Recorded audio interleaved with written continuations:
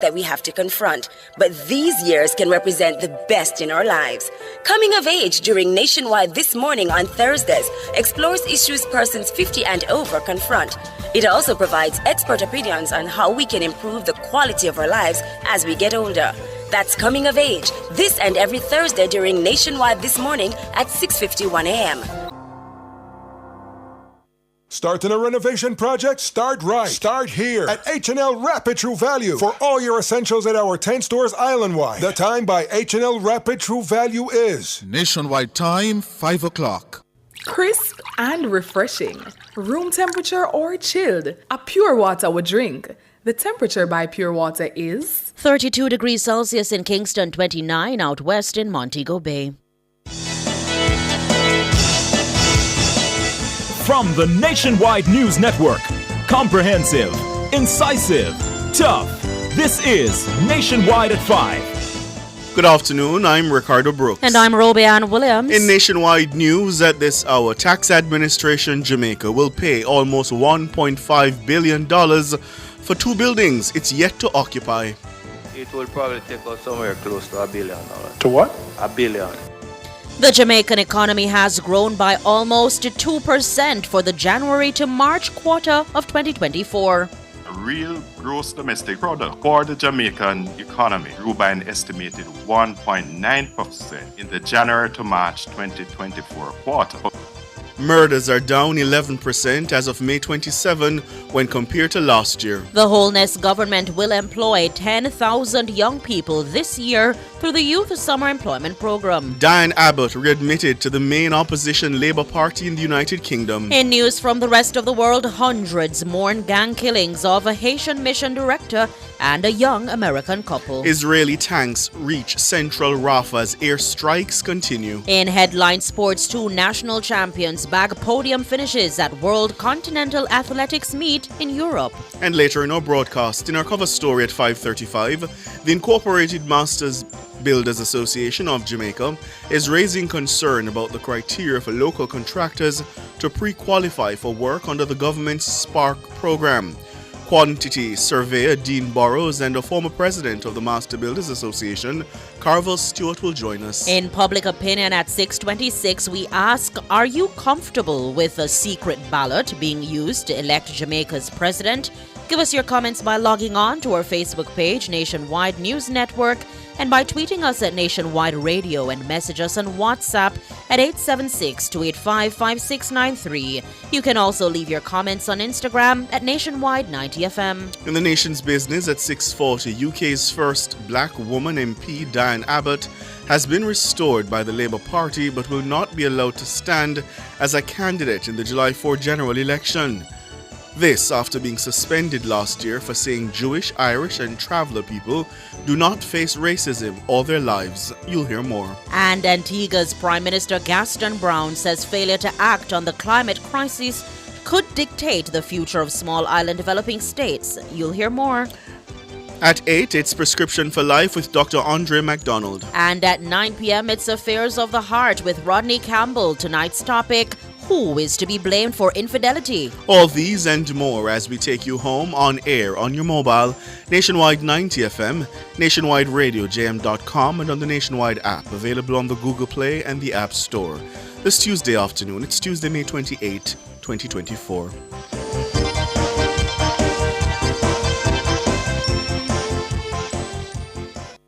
News at 5 is brought to you by KFC Hot Wings. Available in hot and spicy barbecue. KFC Hot Wings, a wing for the win. KFC is finger licking good. If it's news, it's got to be Nationwide 90 FM. And now to the details. Tax Administration Jamaica, TAJ, will pay almost $1.5 billion for two yet-to-be-occupied buildings. That's according to the Commissioner General for the TAJ, Ainsley Powell. He was addressing Tuesday's sitting of Parliament's Public Accounts Committee, the PAC. Two leased buildings were previously flagged by Auditor General Pamela Monroe Ellis. However, Mr. Powell defended the TAJ's procedures. He pointed out that all options were pursued despite the significant cost to taxpayers. Mahira Stewart tells us more. Up to August 2023, TAJ spent nearly $400 million to lease a property in Mandeville, Manchester, and another in Onoto Bay, St. Mary, over a 3-year period. But, to date, the TAJ has not occupied the buildings.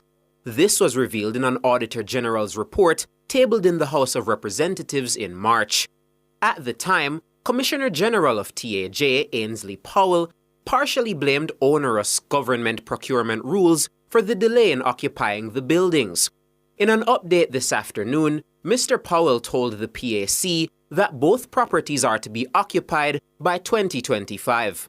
In the case of Onoto Bay, Mr. Powell confirmed to PAC Chairman Julian Robinson that $53 million will be spent before the property is ultimately used. All right, so just to summarize, 23 million so far on the lease, 30 million to retrofit, and you anticipate occupying the space by the third quarter of this year. Yes. And in terms of the contracts for retrofitting, have all of those gone through the procurement process, and you have completed the procurement process for all of those? He also told the committee that for the building in Mandeville, where over $400 million has been spent for leasing, an additional $1 billion will be spent to retrofit the property. We had restarted the bidding process, and we expect that to be closed by the 29th of this month, which is tomorrow. And the bidding process is for the retrofitting? Right. A fair amount of work on that contract was done by the landlord, and they had put in elevators, bathrooms, flooring, etc. But finishing the work is going to be our main response. And what is the anticipated costs for the retrofitting of the space? It will probably take us somewhere close to $1 billion. To what? $1 billion. $1 billion to retrofit? Yes. Wow. And when do you anticipate having the space ready for occupancy? We're looking at September 2025. That's the best estimate we have right now. Despite the significant expenditure, Mr. Powell defended the leasing of the properties. He told the PAC that all the other locations and arrangements were deemed less than ideal for their purposes. We were not able to find suitable property within the confines of Mandeville. We were seeing things on the outskirts, but we were conscious of the fact that for some taxpayers, it would mean, two transport to get to anything outside of the town. We didn't find anything suitable. We also looked at other properties, and in Mandeville we did not. Two of the constraints that affected us would have been parking, and we weren't finding the square footage or the acreage that would allow us, if we were to build out, to have the kind of parking that we need for our services. And that was how we ended up in this arrangement. Mahiri Stewart for Nationwide News. The Jamaican economy has grown by almost 2% for the January to March quarter of 2024 compared to the corresponding period last year. That's according to the latest data by the Planning Institute of Jamaica, PIOJ, presented today. Siobhan Campbell tells us more. The 1.9% growth for the first quarter of 2024 is the 12th consecutive quarter of economic gains since Jamaica's recovery from the COVID-19 pandemic. That's according to the PIOJ's Senior Director of Economic Planning, James Stewart. Today, we're reporting that real gross domestic product for the Jamaican economy grew by an estimated 1.9% in the January to March 2024 quarter compared with the corresponding quarter of 2023. This represents 12 consecutive quarters of growth. The performance for the January to March 2024 quarter largely reflected the impact of 1. Increased external demand, which was facilitated by continued growth in the economies of Jamaica's main trading partners. Growth for the quarter was recorded in both the goods producing and services industries at 3% and 1.6% respectively. The mining and quarrying industry was the standout performer on the goods producing side. It grew by nearly 25%. This was followed by agriculture, which improved by nearly 8%. Manufacturing also grew by 2%. However, construction declined by 4.5%. On the services side, electricity and water supply led the way with 6.7% growth. It was followed by tourism, which advanced by 6.3%. All other sectors on the services industries grew between 1.5% and 0.3%. Mr. Stewart says the country's economic growth is expected to continue into the next quarter. For April to June 2024, growth prospects for the economy are generally positive. It is projected that the economy will grow within the range of 1.5% to 2.5% relative to April to June 2023. This is based on the continuation of the growth momentum in most industries. Specifically, growth during the period is expected to be driven by 1. Continued strengthening of the mining and quarrying industry due to higher capacity utilization at alumina refineries, increased domestic demand due to relatively high levels of employment, and 3. Continued strengthening in the global economy. He adds that the PIOJ also anticipates further improvements for the fiscal year. The projection for fiscal year 2024-25 is for growth within the range of 1 to 3%. All industries are forecast to record growth as greater focus is placed on entrenching macroeconomic stability to facilitate higher levels of economic activities in this new growth phase. The new growth phase refers to the fact that the country has fully recovered from the shock of COVID-19 and is achieving output levels above the pre-COVID high, that is, above 2019 output levels. Siobhan Campbell for Nationwide News. To the courts now, King's Counsel Peter Champagny has suggested that men armed with guns engage the security forces outside the home of businessman Keith Clark in May 2010 during a military operation. Clark was shot and killed during the incident at his residence in Kirkland Heights, St. Andrew. Clark's widow, Dr. Claudette Clark, is giving evidence in the Home Circuit Court against the 3 soldiers accused of killing him.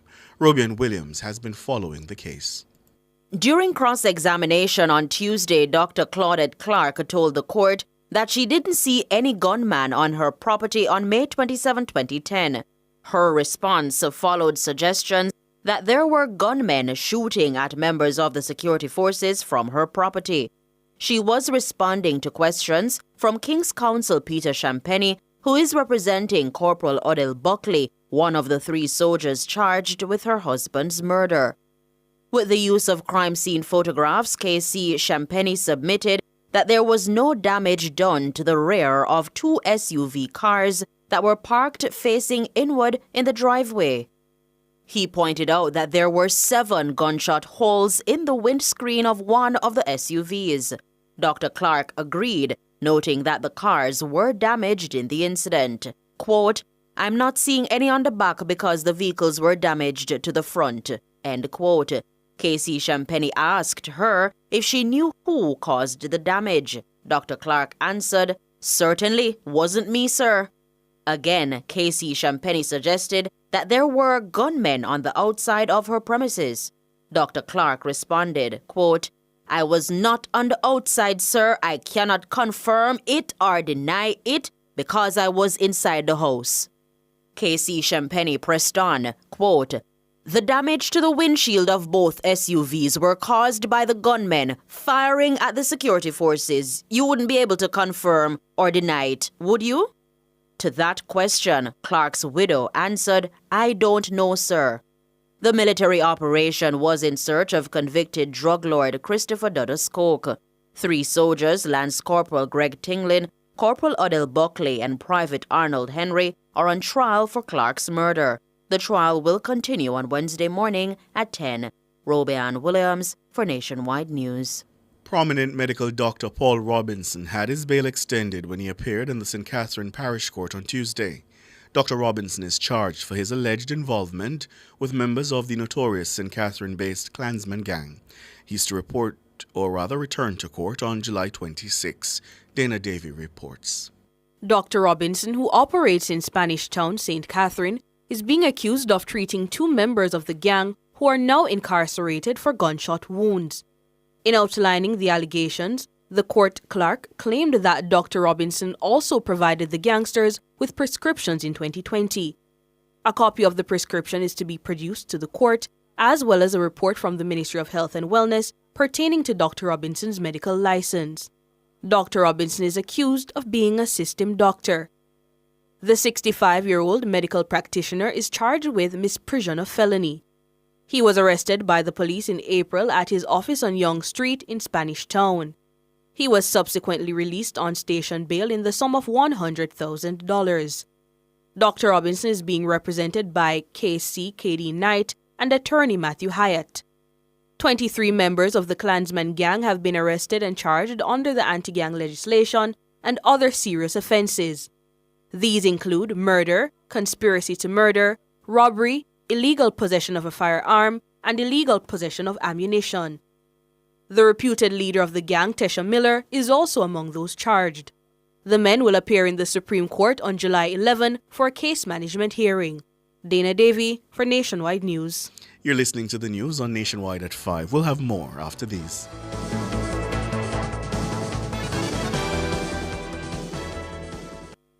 Value Drug Pharmacy offers curbside pickup and delivery of your branded and generic drugs. WhatsApp your prescription to 876-881-6695. The time by Value Drug Pharmacy is 15 minutes after 5. Rentokil Initial offers air purification solutions with triple filtration and unique auto-sensing capabilities that neutralizes malodor and replaces it with clean air. Call Rentokil Initial at 926-4236 for more details. The temperature by Rentokil is 32 degrees Celsius in Kingston, 29 out west in Montego Bay. Continuing the news, the Holness government will employ 10,000 young people this year through the Youth Summer Employment Program. Local Government Minister Desmond McKenzie made the announcement in the House of Representatives on Tuesday. The minister says the high demand for placement in the program led to the administration to expand its intake.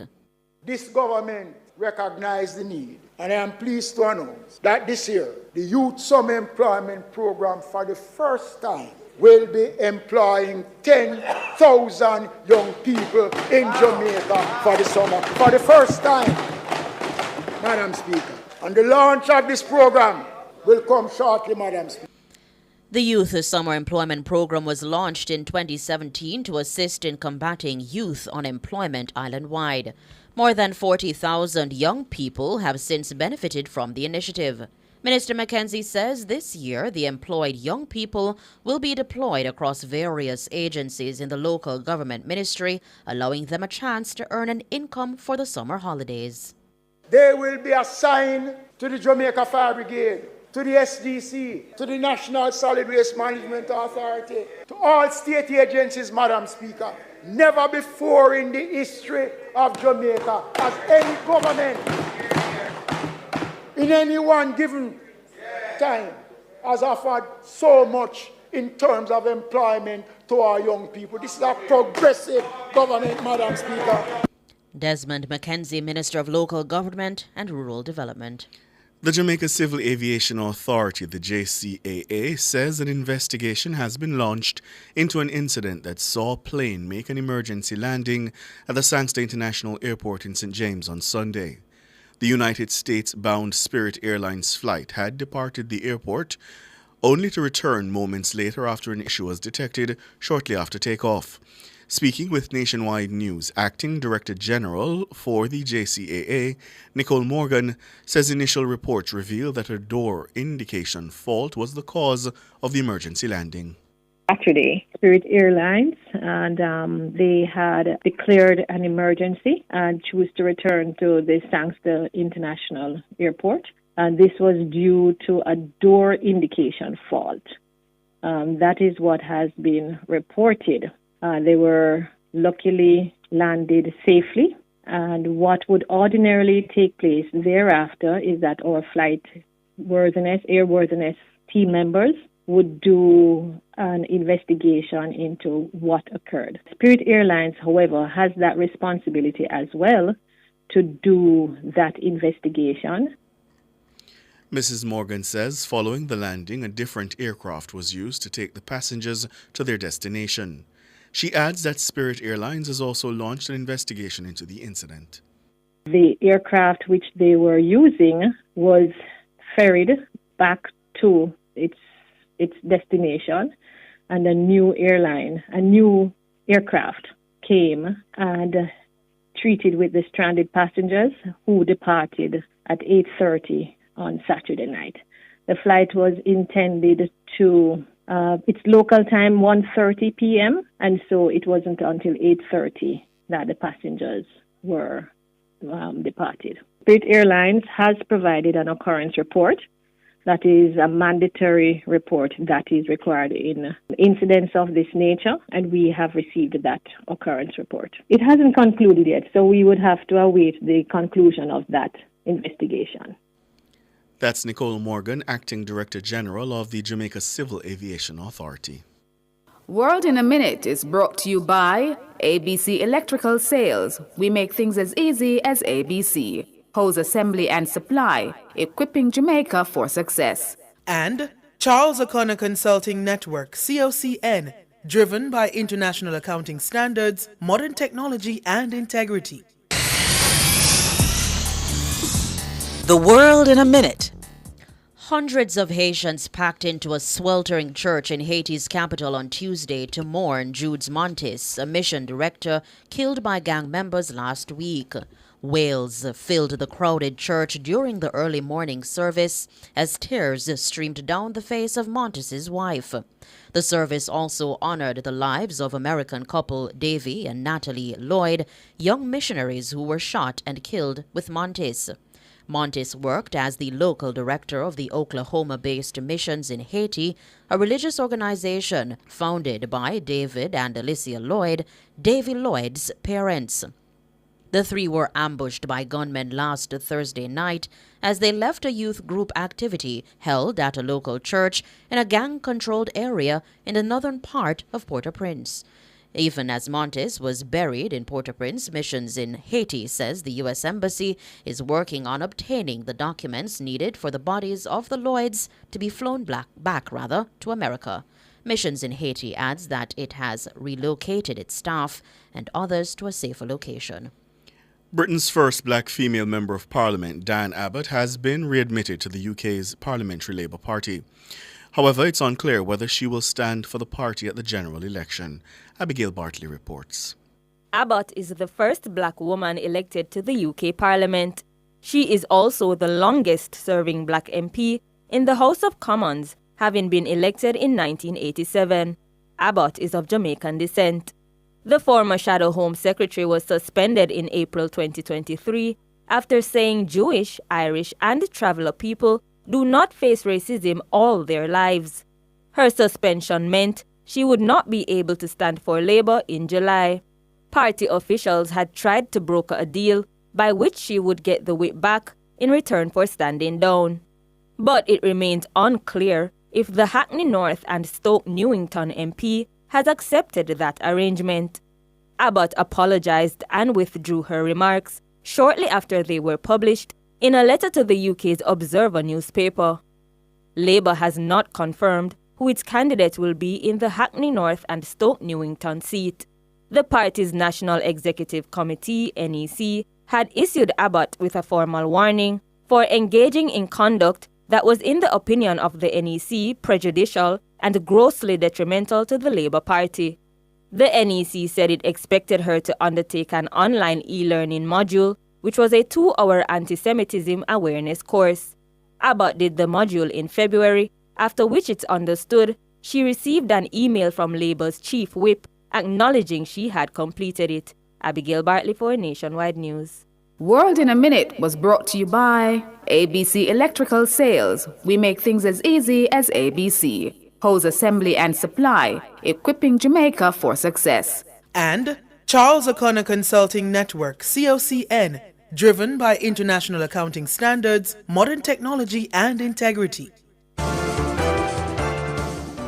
Recapping the top stories making nationwide news at this hour, Tax Administration Jamaica will pay almost $1.5 billion for 2 buildings it's yet to occupy. It will probably take us somewhere close to $1 billion. To what? $1 billion. The Jamaican economy grew by almost 2% for the January to March quarter of 2024. The Holness government will employ 10,000 young people this summer. Diane Abbott readmitted to the main opposition Labour Party in the UK. I'm Ricardo Brooks. And I'm Robianne Williams. And you can find the news on our website at nationwideradiojm.com and on the Nationwide app, available on the Google Play and the App Store.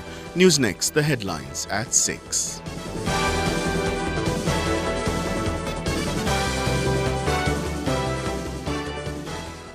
News at 5 was brought to you by KFC Hot Wings. Available in hot and spicy barbecue. KFC Hot Wings, a wing for the win.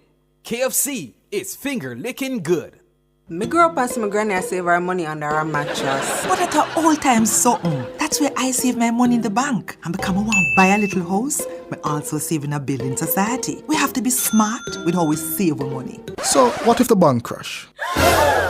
Well, that's where JDIC comes in. Make I tell you something. With the JDIC Deposit Insurance Scheme, once you save your money in a commercial bank, merchant bank, or building society, your deposit is covered up to a maximum of $1.2 million per depositor per financial institution if the institution fails. All the information that you need is available at jdic.org, and you can follow their social media platform for more information. JDIC, protecting deposits for you and me.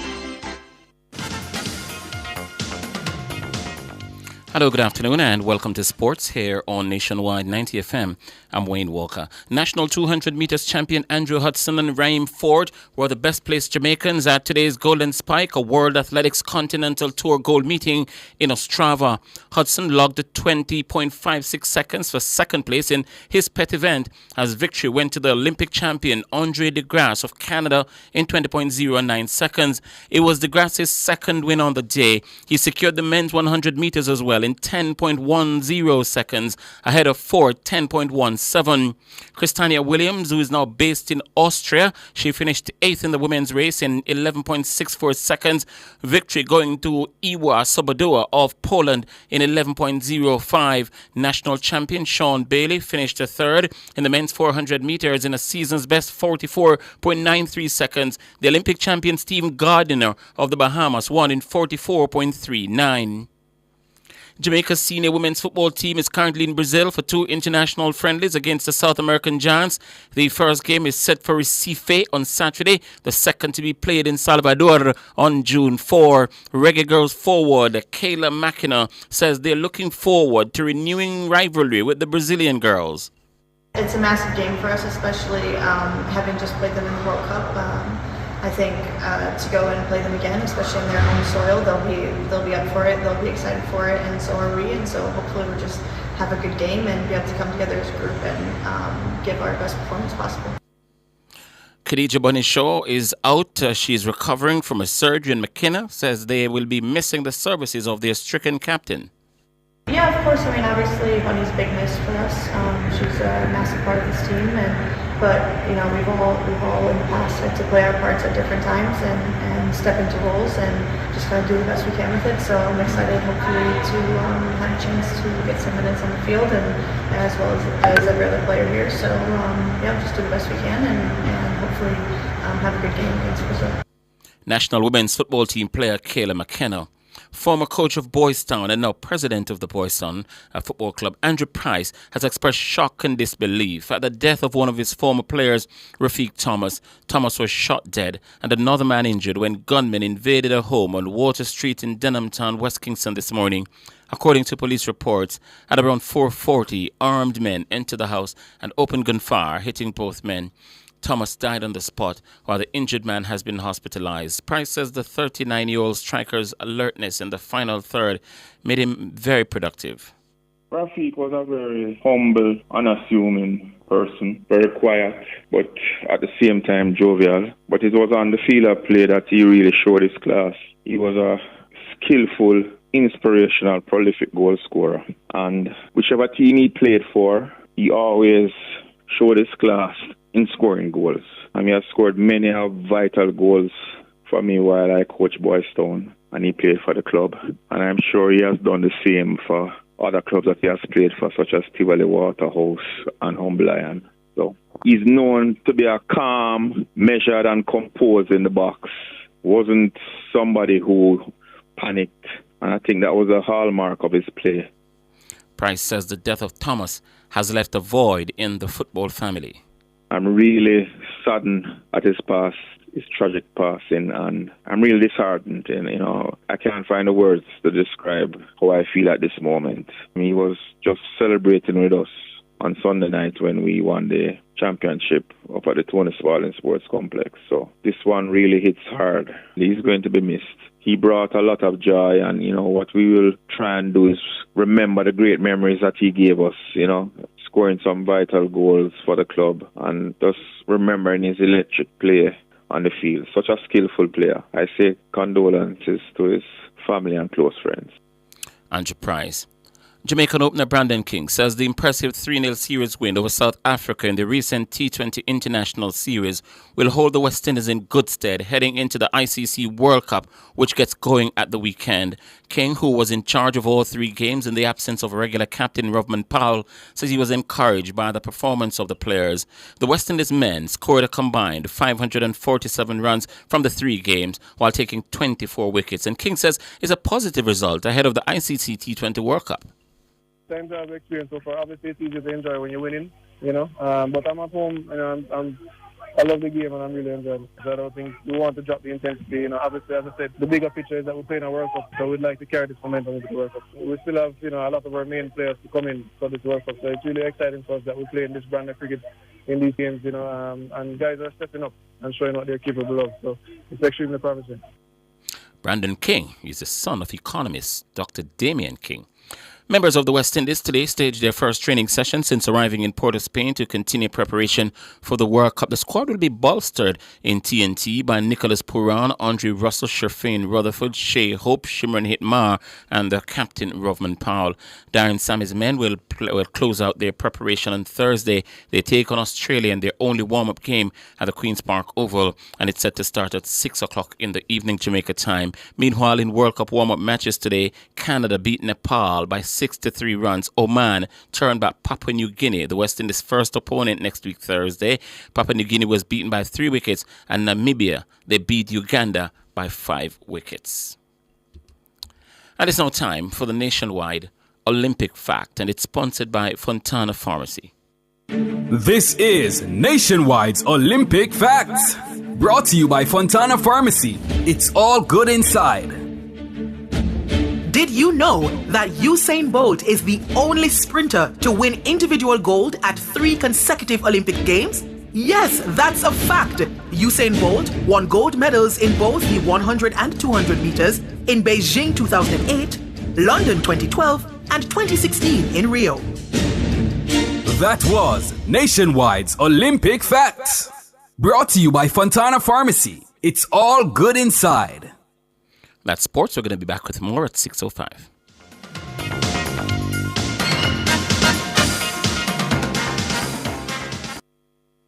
Hyundai, the home of modern premium affordable vehicles. Call us at 876-630-1511. The time by Hyundai is 5:32. You didn't know that the government decreased JUTC bus fares? Yes, it's now 70 for adults, 25 for children, and 30 for pensioners. And in April, fares will go down even further to 50 for adults, 20 for children, and 25 for pensioners. The temperature by the office of the Prime Minister is 32 degrees Celsius here in the nation's capital, Kingston. It's 29 in the western city, Montego Bay. Teachers, looking for a loan?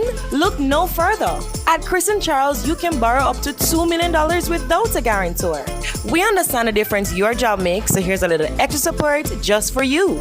We know the best teachers teach from the heart, and at Chris and Charles, we're here to help you succeed. Give us a call at 876-920-4189 or WhatsApp 876-838-9028 for loan options. Conditions apply. When you think loans, think Chris and Charles. Deposit we have insurance. It's an account that come with assurance. Let me teach you why it's important to have deposit insurance. Just in case your bank crash dead, no need to put your hands by your head. Up to 1.2 million you get for all accounts that's affected. Yeah, one room you can start it, or throw a house party. Pay your mortgage with ease. JDIC is a smart win. Deposits we bring safety. JDIC them protect me. Bank and Building Society protected. The flow you must get with. Protect your savings smart. We urging you to call me. Guarantee you need us. We take banking serious. JDIC, protecting deposits for you and me. It is said that in order for flowers to grow, you must take care of the garden, but also make sure the man who digs the soil and plants the seeds is happy. Some say a dog with a hole in the fence will end up in somebody else's yard, especially in times of heat. So when it comes to cheating, many couples pass the buck and blame between each other. But is it as simple as that? Is it unhappiness that makes a partner roam, or the partner at home isn't keeping things fresh and festive? It is said some men can't survive on chicken and rice every day, so them go road go find something to eat. But craving choke puppy not true. Join me, Rodney Campbell, every Tuesday from 9 to 10:30 p.m. for Affairs of the Heart, right here on Nationwide 90 FM. This Tuesday's topic: who is to be blamed for bunch? We have to have them in a twos and threes, and everybody know we wild already. Believe you me, in every street of town. Raise your glass of milk and celebrate World Milk Day 2024 on May 30, 2024 at the Robert Lightburn High School, Trinityville, St. Thomas. World Milk Day is celebrated annually on June 1. But on May 30, Cliffviews Online will be present at this year's staging in Jamaica. Tune in as we celebrate the vital role dairy plays in delivering quality nutrition to nourish the world. Also join us in honoring the dairy farmers in St. Thomas, home of the largest population of dairy farmers. So don't miss Cliffviews Online at 10 a.m. to 1 p.m. on May 30, 2024. Catch them on the grounds of the Robert Lightburn High School in Trinityville, St. Thomas, or tune in to Nationwide 90 FM, the new revolution in media. This broadcast is brought to you by the Jamaica Dairy Development Board. Cover Story is brought to you by Hyundai. Modern, premium, affordable vehicles.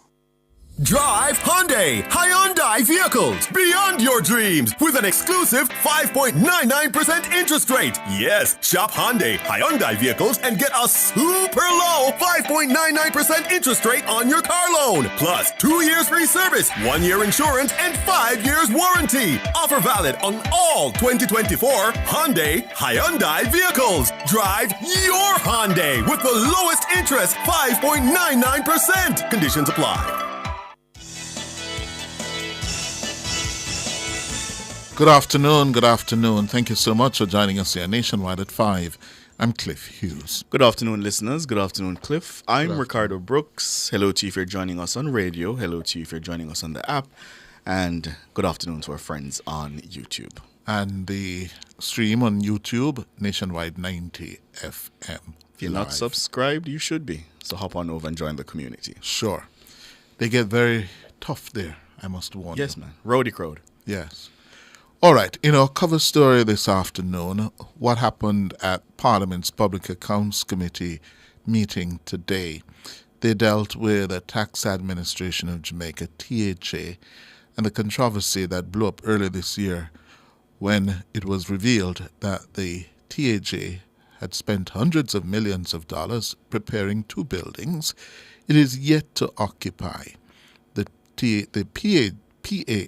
PAC heard today that that figure had ballooned to $1.5 billion. That was revealed by the Commissioner General of the TAJ, Ainsley Powell. Now, up to August 2023, TAJ spent nearly $400 million to lease a property in Manchester and another in Anotabe in St. Mary over a 3-year period. But to date, the TAJ has not occupied those buildings. This was revealed in an Auditor General's report, of course, listeners, you'd recall, tabled in the House of Representatives in March. Now, at that time, the Commissioner General of the TAJ, Ainsley Powell, partially blamed onerous government procurement rules for the delay in occupying the buildings. In an update this afternoon, Mr. Powell told the Public Accounts Committee that both properties are to be occupied by 2025. In the case of the Anotabe property, Mr. Powell confirmed to PAC Chairman Julian Robinson that $53 million will be spent before the property is ultimately used. Okay, all right, let me start with Anotabe. The lease to date, $23 million. Is what, sorry? $23 million. And we are at the point where we are going to start the process of putting the office in order for us to occupy, which is at a cost of estimated at roughly $30 million. The expected start date is June 10th for that work, and we expect it to be completed within 4 months. We'll be putting in counters for the service areas, and we'll be doing cabling structured cabling to facilitate the IC network. I'm not sure which one of the definition that might fall under, but that's the extent of the work, right? And so we are hoping that by the third quarter we should be in that space. Because as you know, we have closed out in the original office in Onoto Bay. All right, so just to summarize, 23 million so far on the lease, yes. 30 million to retrofit, yes. And you anticipate occupying the space by the third quarter of this year. Yes, sir. And in terms of the contracts for retrofitting, have all of those gone through the procurement process, and you have completed the procurement process for all of those? Yes. Okay. All right, you want to go to Mandeville? All right, from Mandeville, to date we have spent $451 million. We are at the point of... Is that, just to be clear, 451 on what, lease? Lease, yes. Lease, okay. And we had restarted the bidding process, and we expect that to be closed by the 29th of this month, which is tomorrow. And the bidding process is for the retrofitting? Right. Okay. 29th of May. Of May, so yes. Tomorrow? Yes. Okay. A fair amount of work on the contract was done by the landlord, and they had put in elevators, bathrooms, flooring, etc. But finishing the works is going to be our main response. And what is the anticipated cost for the retrofitting of the space? It will probably take us somewhere close to $1 billion. To what? $1 billion. Yeah. 1 billion to retrofit? Yes. Wow. And when do you anticipate having the space ready for occupancy? We're looking at September 2025. That's the best estimate we have right now. Ainsley Powell there, the Commissioner General of the TAJ, in dialogue with Julian Robinson, the Chairman of Parliament's PAC. And I can imagine, Cliff, the listeners are, like Mr. Robinson, saying, wow, $1 billion to retrofit. Which is separate from the 451 million already? Yes. You sure? Yes. That's what he said? He was asked about it, and then he went on to discussing retrofit, which is how I imagine it comes to the 1.5. And, you know, like the listeners and myself, Mr. Robinson pressed on the significant expenditure. Mr. Powell defended the leasing of the properties. He says all the other locations and arrangements were deemed less than ideal for their purposes. Hearing what you have said, 451 on the lease, close to 1 billion retrofitting.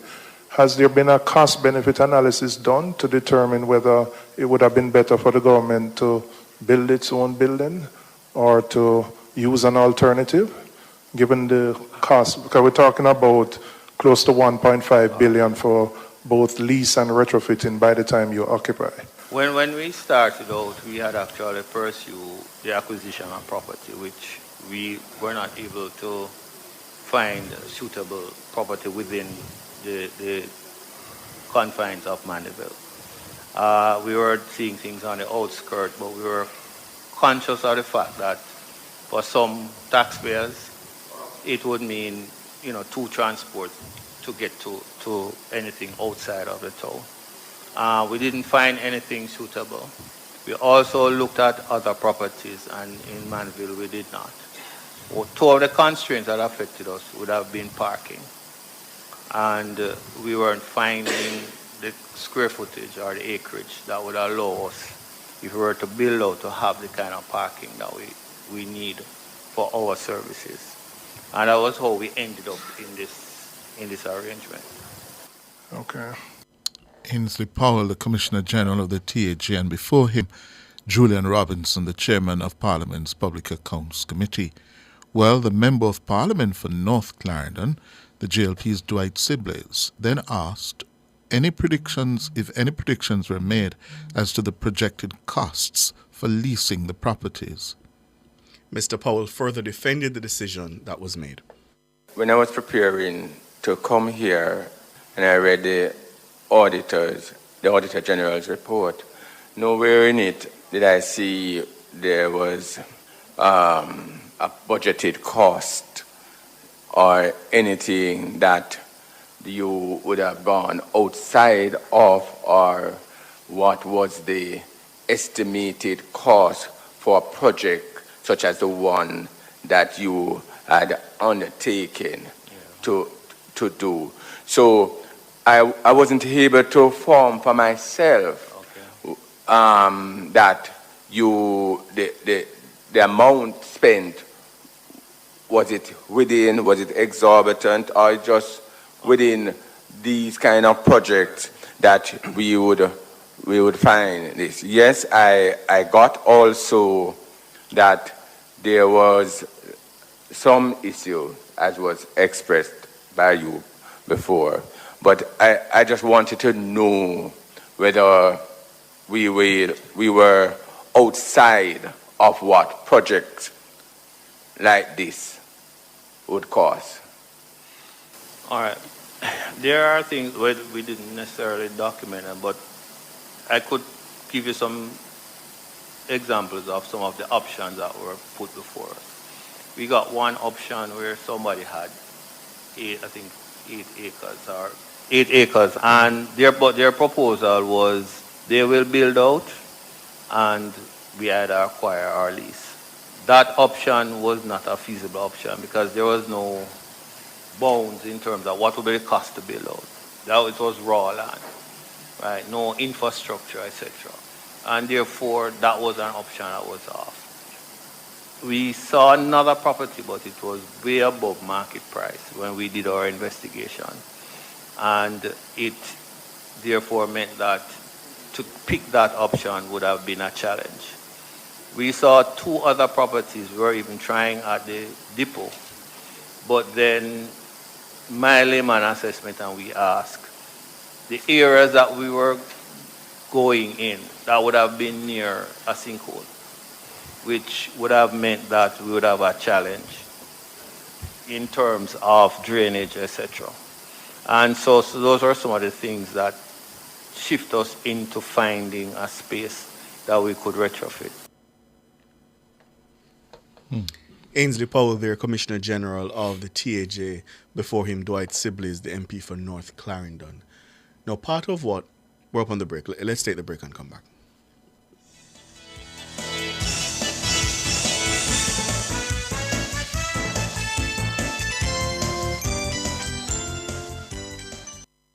Clearing personal, non-commercial shipments at the port? Avoid the wait. Request a contactless clearance through your agent today. It's more efficient. It's secure. The time by the Jamaica Customs Agency is 5:47.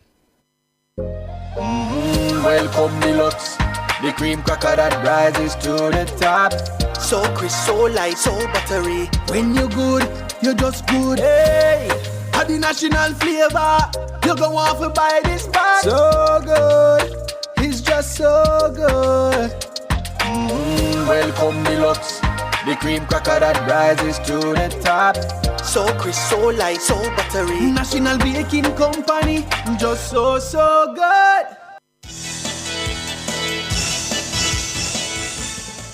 Thank you so much for staying with us here on Nationwide at 5. It's the cover story. And just before the break, we were playing excerpts for you from Parliament's PAC. And I just wanted to say, Cliff, I wondered, based on the Commissioner General's explanation, how much consideration went into the philosophy which we see coming from the government about the ease of paying taxes. That the buildings that are constructed, the facilities that are put in place must make it convenient for the Jamaican people to pay their taxes, because we know that has had an impact on the haul. The revenue. Right, that the government has been able to make. But I don't know if the trade-off... And he alluded to it. Right. When he said that, listen, they couldn't find the space Parking, inside of the town itself. But I don't know if the trade-off of $1.5 billion... $1.5 billion. Yeah. It's staggering. Yeah. All right, we're turning our attention now to concerns about the criteria for the local contractors wishing to participate in the government's SPARK program, the Incorporated Master Builders Association of Jamaica. It's raising concern about the criteria for local contractors to pre-qualify for work under the government's SPARK program. In a statement recently, the Master Builders Association labeled the pre-qualification criteria as extraordinary.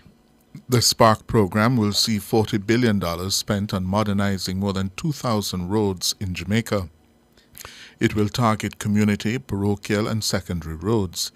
In an update on the program in Parliament on May 21, Prime Minister Andrew Holness said the works would be apportioned into 4 distinct segments for bidding. He encouraged local contractors not to miss the opportunity and to participate in the bidding. The award will be done in 4 packages of approximate equal value, roughly between $7 and $8 billion per package. Package 1, Kingston, St. Andrew and St. Thomas. Package 2, St. Catherine and Clarendon. Package 3, Manchester, St. Elizabeth, Westmoreland, Hanover. And Package 4, St. James, Trelawney, St. Anne, St. Mary, Portland. 10 construction companies, 6 local, 4 international, participated in the pre-bid meeting for pre-qualification. It is to be noted that since the pre-bid meeting was not compulsory, it is possible that additional companies will submit proposals by the closing date. Evaluation will be done by the 31st of May 2024 to select pre-qualified bidders based on established criteria, including capacity and work experience. Prime Minister Andrew Holness there speaking in the House of Representatives recently. The Master Builders Association says it's obliged to highlight a glaring inconsistency in the pre-qualification criteria for local contractors. According to the Builders Association, those criteria require contractors to maintain liquid financial resources amounting to $12.8 million. Joining us now to discuss further, we have quantity surveyor Dean Bars and former president of the IMAJ, Carvel Stewart, who let us tell our listeners we extended an invitation to the principals at the National Works Agency to join the discussion this afternoon. Their communication and customer services manager, Stephen Shaw, told us that the NWA did not set the criteria and directed us to the minister with responsibility for works, Robert Morgan. When we reached out to Minister Morgan, he said he wants to meet with the incorporated master builders first. Yeah. So, gentlemen, good afternoon.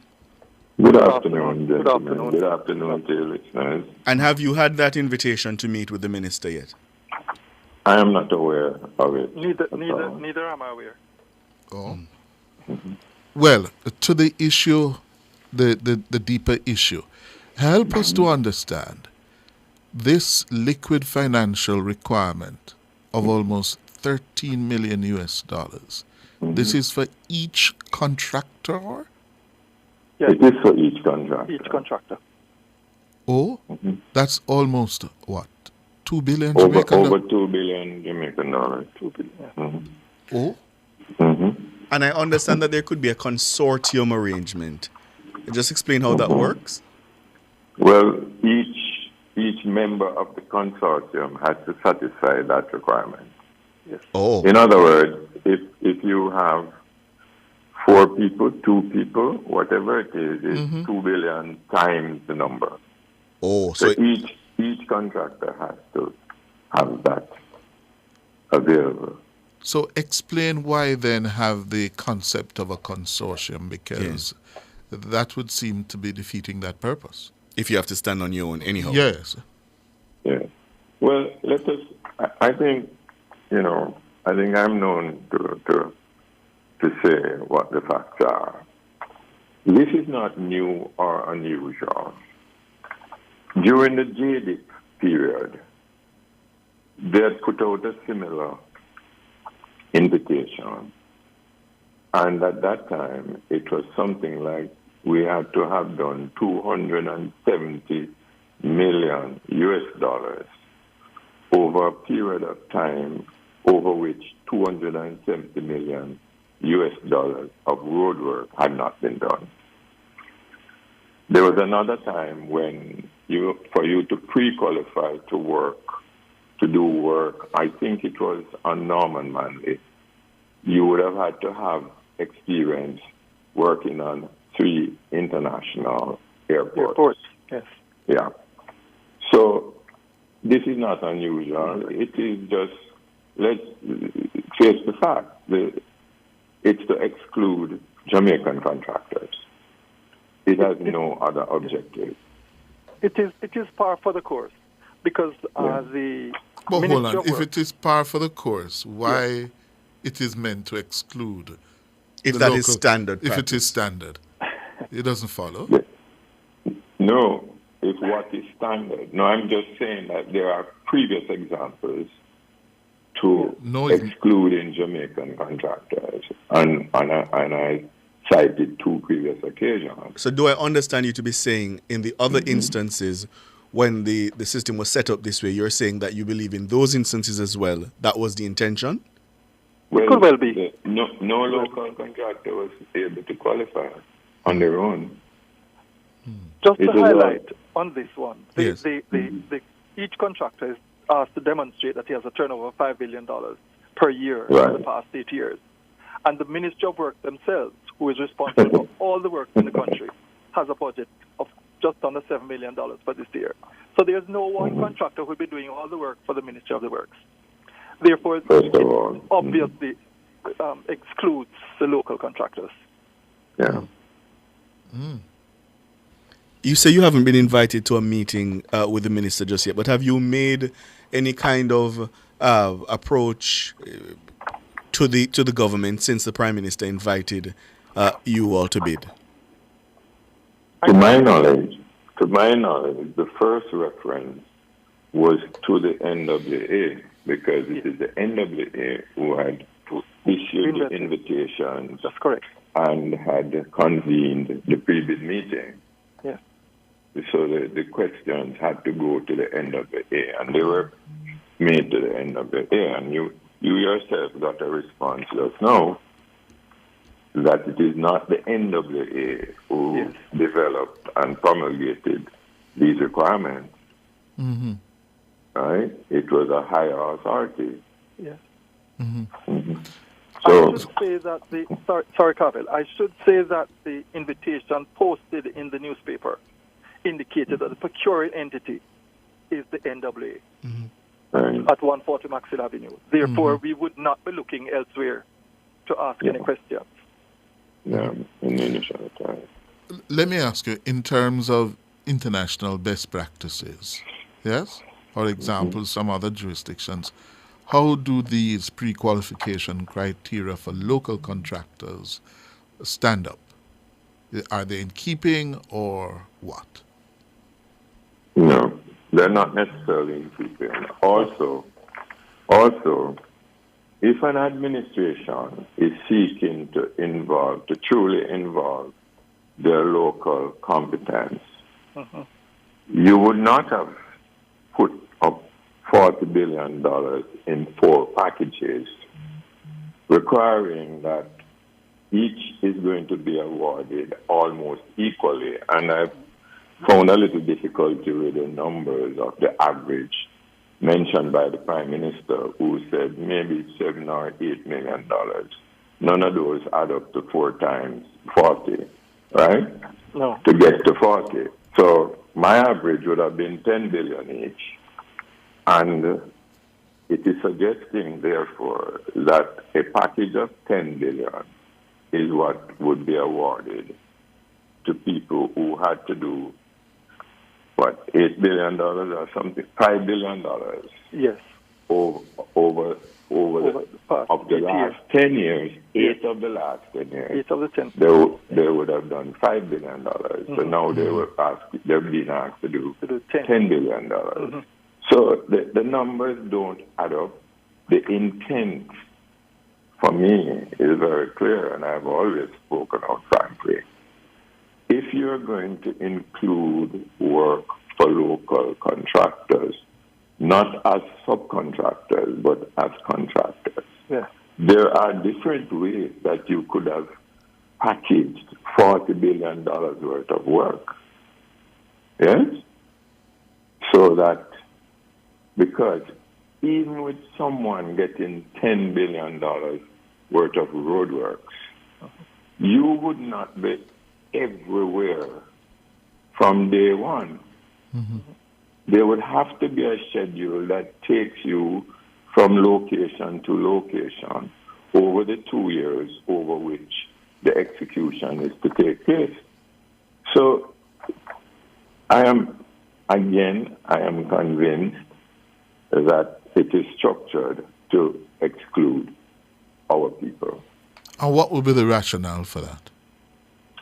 The rationale is consistent for me since the rationale. No, let me is hear Mr. consistent. Burrows. We have been hearing a lot from Mr. Burrows. Yes. As Mr. Stewart says, the rationale is consistent. I sit on the Construction and Industry Council, and we hear these complaints from time to time, and it can't be justified. It cannot be justified if the government wants to include local contractors. And listen, these contractors are the grade 1 contractors. That means they are the best contractors that we have in Jamaica, and they can't reach that standard. They can't get over that hump. It means that there is a definite effort to exclude. And on that point, Mr. Burrows, an officer who is familiar with government procurement says to me, the public procurement regulations obligate procuring entities to set qualification criteria with reference to the size, risk, and complexity of the contract. These Spark contracts are extraordinary in their scope, and it's really necessary to be careful to qualify only the best and most capable suppliers. The procuring entity didn't have a design to exclude local contractors. So the officer seems to be saying here that the government is really just trying to get the best and most capable because of the scope and complexity of this project. One needs to look at what is required here. What is the aim of the contract? It's to repair roads, to repair culverts, to repair sidewalks. This is something that our local contractors have been doing for years. All the work, the rewards have been here until fairly recently, have been done by local contractors. So to say that these types of work, this is not brand new, this is not a new highway. The repair of roads can't be put to our local contractors, then something is wanting. Well, listen to this reaction from a listener. Cliff, you really want local road builders to do Spark roads? After they've let us down for decades? Wow. Politicians and themselves are crooks and can't help themselves. Left to me, there'd be no Spark. It's going to be $40 billion down the drain. Right now, China Harbour has to be doing corrections to St. Thomas Road. They can't help themselves. You see the level of cynicism, yeah? And distrust. And distrust, yeah, because the Jamaican people have felt it over the years. Local contractors fix road, and one shower of rain and it gone. Yeah. What you must pay attention to is which roads and which specifications, right? Yeah. Also, but how does that matter though? Because the principal concern is that the Jamaican people have not gotten value for money. It matters. That is just it matters because you are comparing designs and specifications that are unequal because you don't know, right? And you have to, there's also another aspect of road construction that is totally ignored. It's drainage. Yes. It's drainage. You design roads that you give locals to build. You do not design any drainage. Everything that has been done by non-Jamaican contractors have come with proper drainage designs. So the roads are no longer the drains. The drains are the drains. And what is done to facilitate that. So in other words, you're saying that you've been given... It has always been easy to criticize the locals and for somebody to talk about China Harbour correcting work. They clearly do not understand the contracting process. China Harbour is the contractor. China Harbour may have subcontracted to local companies, but would have maintained the responsibility for the quality of the execution of the works. Therefore, if you have a subcontractor who is not performing it is still your responsibility to see to it that the work is properly done. Dean Barrows, Carville Stewart, we We got have to go. leave it there. We're well out of time. We'll have to continue this conversation, Okay. gentlemen. Good. The headlines are next.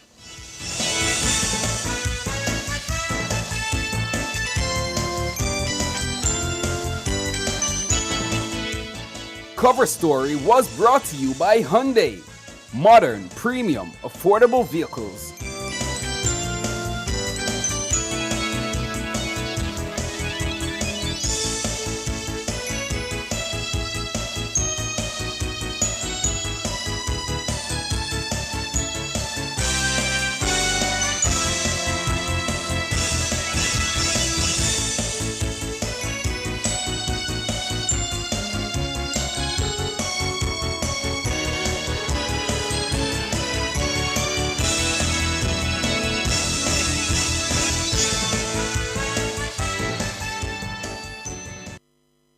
Say hello to peace of mind and goodbye to worry with Guardian Life's new Ultimate Provider Plan and secure your medical expenses in the event of critical illness today. Call 888-367-5433 for details. The time by Guardian Life is 5 minutes after 6. Upgrade your kitchen and bathroom to the next level with Unique Living. They're the ultimate destination for all your kitchen and bathroom needs, from luxurious shower systems to exquisite faucets, vanities, sinks, toilets, closets, and more. They have it all. Visit shop number 6, 30 Dunrobin Avenue, Kingston 10, or call them at 876-755-3661. Elevate your space with Unique Living, where quality meets expectations.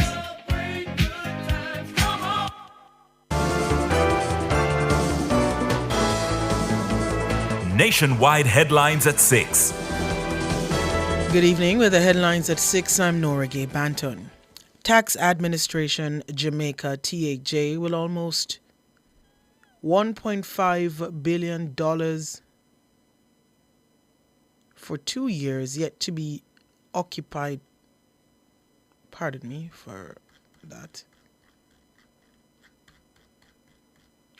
The Jamaican economy has grown by almost 2% for the January to March quarter of 2024 compared to the corresponding period last year. That's according to the latest data by the Planning Institute of Jamaica, PIOJ, presented today. The 1.9% growth for the first quarter of 2024 is the 12th consecutive quarter of economic gains since Jamaica's recovery from the COVID-19 pandemic. That's according to the PIOJ's Senior Director of Economic Planning, James Stewart. Today, we are reporting that real gross domestic product for the Jamaican economy grew by an estimated 1.9% in the January to March 2024 quarter compared with the corresponding quarter of 2023. This represents 12 consecutive quarters of growth. The performance for the January to March 2024 quarter largely reflected the impact of 1. Increased external demand, which was facilitated by continued growth in the economies of Jamaica's main trading partners.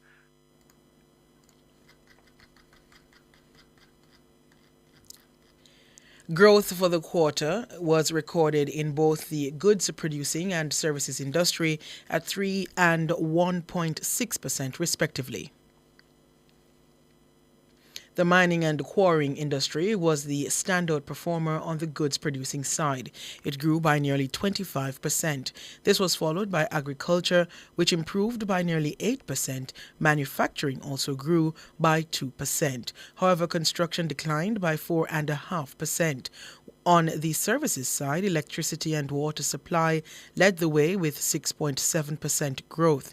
It was followed by tourism, which advanced by 6.3%.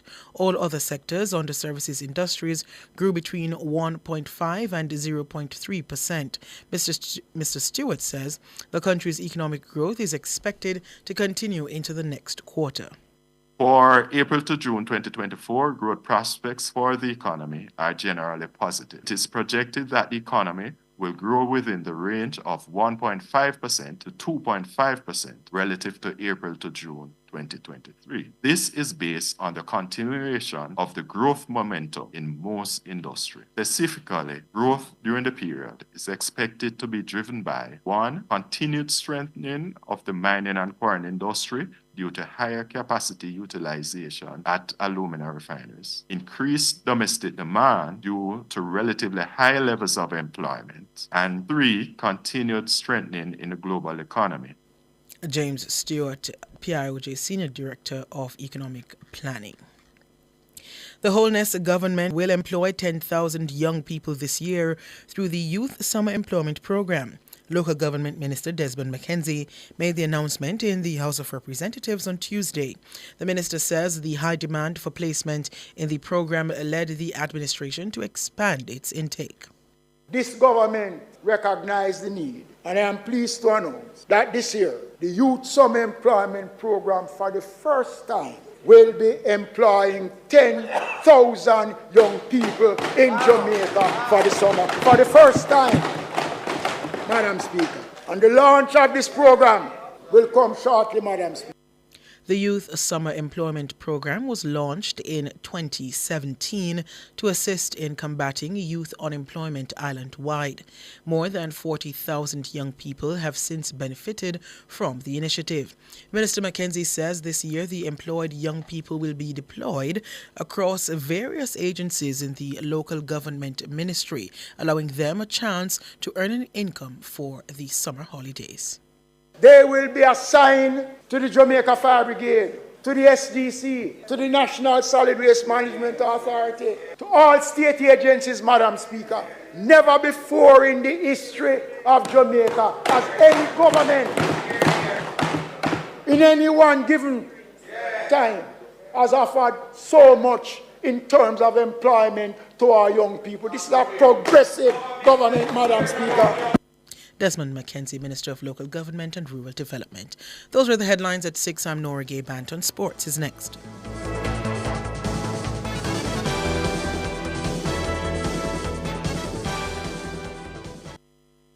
More savings, more choices. It's time for Active Home Center's anniversary sale. Celebrate another great year with big anniversary sale savings. Get up to 40% off selected windows, doors, furniture, tiles, and so much more. Get these great sale prices now through Wednesday, May 29th. See you soon in our Kingston and Montego Bay locations. Conditions apply.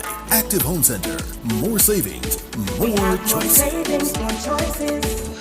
Plan your tomorrow today. Introducing JMMB's Hello Future Retirement Planning website. Figure out how much you'll need to be set for life with our calculated tools and tips at your fingertips.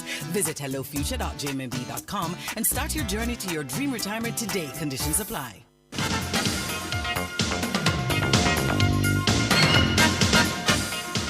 Hello, good evening, and welcome to Sports here on Nationwide 90 FM. I'm Wayne Walker.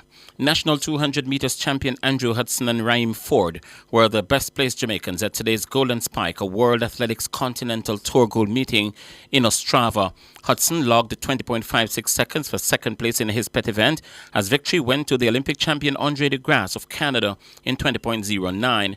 It was DeGrasse's second win on the day. He secured the men's 100 meters as well in 10.10 seconds, beating Ford into second, 10.17. Christania Williams, formerly of Edwin Allen High School, she's now based in Austria. She finished 8th in the women's race in 11.64 seconds. Victory went to Iwa Swoboda of Poland in 11.05. National champion Sean Bailey finished third in the men's 400 meters in the season's best 44.93. The Olympic champion Stephen Gardiner of Bahamas, he won in 44.39. Jamaica's senior women's football team is currently in Brazil for 2 international friendlies against the South American Giants. The first game is set for Recife on June 1. The second game will be played in Salvador on June 4. Reggae Girls forward Kayla McKenna says they're looking forward to renewing their rivalry with the Brazilian girls. It's a massive game for us, especially having just played them in the World Cup. I think to go and play them again, especially on their home soil, they'll be up for it. They'll be excited for it, and so are we. And so hopefully we'll just have a good game and be able to come together as a group and give our best performance possible. Khadija Shaw is missing the tour because she underwent surgery and is now recovering. And McKenna says they'll miss the services of their stricken regular captain. Yeah, of course. I mean, obviously, Honey's a big miss for us. She's a massive part of this team, but you know, we've all in the past had to play our parts at different times and step into roles and just kind of do the best we can with it. So I'm excited, hopefully, to have a chance to get some minutes on the field and as well as every other player here. So yeah, just do the best we can and hopefully have a good game against Brazil. Kayla McKenna. Former coach of Boys Town, Andrew Price, has expressed shock and disbelief at the death of one of his former players, Rafiq Thomas. Thomas was shot dead and another man injured when gunmen invaded a home on Walter Street in Denham Town, West Kingston this morning. According to police reports, at around 4:40 a.m., armed men entered the house and opened gunfire, hitting both men. Thomas died on the spot, while the injured man has been hospitalized. Price says the 39-year-old striker's alertness in the final third made him very productive. Rafiq was a very humble, unassuming person, very quiet, but at the same time jovial. But it was on the field of play that he really showed his class. He was a skillful, inspirational, prolific goal scorer. And whichever team he played for, he always showed his class in scoring goals. And he has scored many vital goals for me while I coached Boys Town and he played for the club. And I'm sure he has done the same for other clubs that he has played for, such as Tivoli Waterhouse and Humble Lion. So he's known to be a calm, measured and composed in the box. Wasn't somebody who panicked. And I think that was a hallmark of his play. Price says the death of Thomas has left a void in the football family. I'm really saddened at his tragic passing, and I'm really disheartened. And I can't find the words to describe how I feel at this moment. He was just celebrating with us on Sunday night when we won the championship up at the Tony Spalding Sports Complex. So this one really hits hard. He's going to be missed. He brought a lot of joy, and what we will try and do is remember the great memories that he gave us, scoring some vital goals for the club and just remembering his electric play on the field. Such a skillful player. I say condolences to his family and close friends. Andrew Price. President of the Jamaica Paralympic Association, Chris Samuda, says while preparation for the Paris Olympics is in high gear, preparation for the Paralympic Summer Games are also far advanced. The Paralympics set for Paris August 28 to September 8. Samuda, who is also president of the Jamaica Olympic Association, says he expects Jamaica to be represented in several sporting disciplines. Athletics will be represented, and we are looking forward to cycling and fencing. Paralympian Theodore Suba would have followed up on his Tokyo appearance in judo in the plus 100 kg class, but last year there was a rule change made by the governing International Federation, which regrettably has declassified him and several athletes from other countries. Archery and surfing, although initially showing great promise, regrettably would not make their debut. Samuda says there will be several new faces on Jamaica's team. There has been a changing of the guards in athletics, as our athletes who earned gold and silver medals in the sprints at last year's Youth Pan American Games are transitioning to the senior level. Paris may not see them on the podium, but by LA, they should be serious contenders. We are rebuilding and have expanded the number of sports in which we are now participating to include badminton, bocce, table tennis, and pistol shooting, which, in addition to others, have really our focus for the 2028 LA Games. Chris Samuda. Finally in sports, at this time, Jamaica has been selected to host the inaugural Carifta Gymnastics Championships at the National Indoor Sports Centre, November 29 and 30. Speaking on Sports Nation Live, President of the Jamaica Gymnastics Association, Nicole Grant, says Jamaica was awarded the right to host the championship because of its success in hosting the Pan American Championships last year. We had gotten top grades for it, and we are very happy that we will now be able to have our youngsters showcase their skills with more gymnasts, because, as you know, more gymnasts will be included in the Carifta. Grant says they intend to put on the best show possible. Jamaica will be able to see the youngsters compete from early as age 8 all levels, as well as they will be competing in 3 different levels, actually 4, the USAG levels 1 to 10, Cargo levels 1 to 3, FIG Senior and FIG Junior. So we have several of the gymnasts are being prepared for that. That's Nicole Grant. And it's now time for the Nationwide Olympic Fact. It's sponsored by Rainforest Caribbean. This is Nationwide's Olympic Facts, brought to you by Rainforest Caribbean. Make delicious moments. Did you know that the Olympic symbol was designed to include everyone? Yes, that's a fact. The Olympic rings was first produced in 1913 from a design created by the Games' modern founder, Baron Pierre de Coubertin.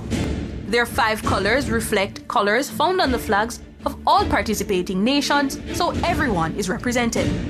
The overlaps also represent international cooperation and the coming together of athletes from all over the world.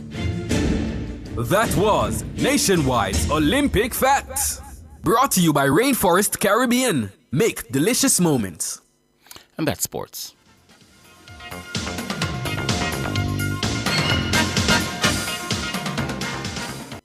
For all your scales and food processing equipment, call Advanced Scales and Equipment Limited at 876-968-9612-5. The time by Advanced Scales and Equipment Limited is 6:20. Accelerate your career with the right ally. Mona School of Business and Management. Explore our suite of highly ranked, specialized, globally competitive graduate degrees, including our internationally accredited MBA program. At MSBM, we nurture critical thinkers and innovative leaders, placing our graduates in a league of their own. Join the community of trailblazers making an impact at home and abroad. Apply online today. Global knowledge, regional solutions. Takes place at the Racers Grand Prix, Saturday, June 1 at the National Stadium. World champion Noah Lyles, British record holder Zarnell Hughes, Africa's fastest man Ferdinand Amanyala, and Jamaica's favorite Oblique Seville battling the 100 meters. World champion Antonio Watson takes on champion Allison. Olympic champion Hansel Parchment graces the track in his pet event. St. Lucian hotshot Julian Alfred goes up against the young Jamaican Joel Alana Reid. Devin Charlton takes on Akira Nugent. Tickets available at racersgrandprix.com, mysticonlinetix.com, and the Jamaica Pegasus starting May 24. Finish line $5,000, regular grandstand $3,000, bleachers $500. Don't miss a great night experiencing Jamaica's track and field, passion and entertainment. Public Opinion is brought to you by Cleasing Industrial Supplies Limited, Industrial Automation and Control Solutions.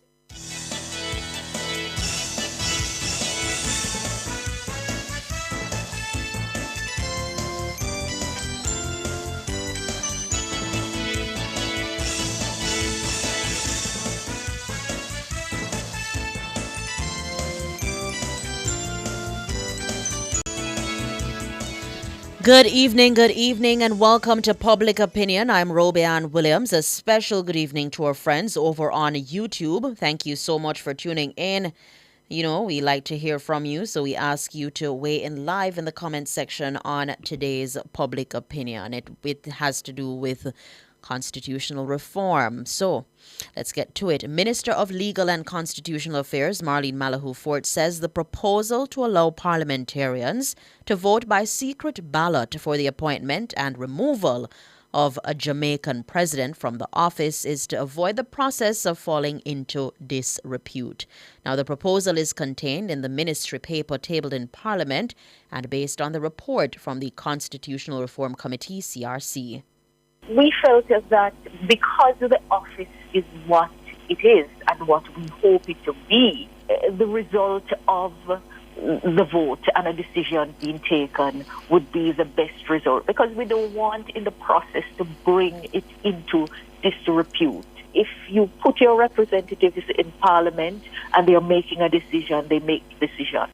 Marlene Malahoo Fort, their Minister of Legal and Constitutional Affairs. Let me explain now what is this secret ballot. The CRC recommends that the Jamaican president be appointed by a two-stage process, starting with a nomination by the Prime Minister after consultation with the leader of the opposition. That is then followed by at least a two-thirds vote in a joint sitting of the Parliament, with members of Parliament and senators voting separately by secret ballot.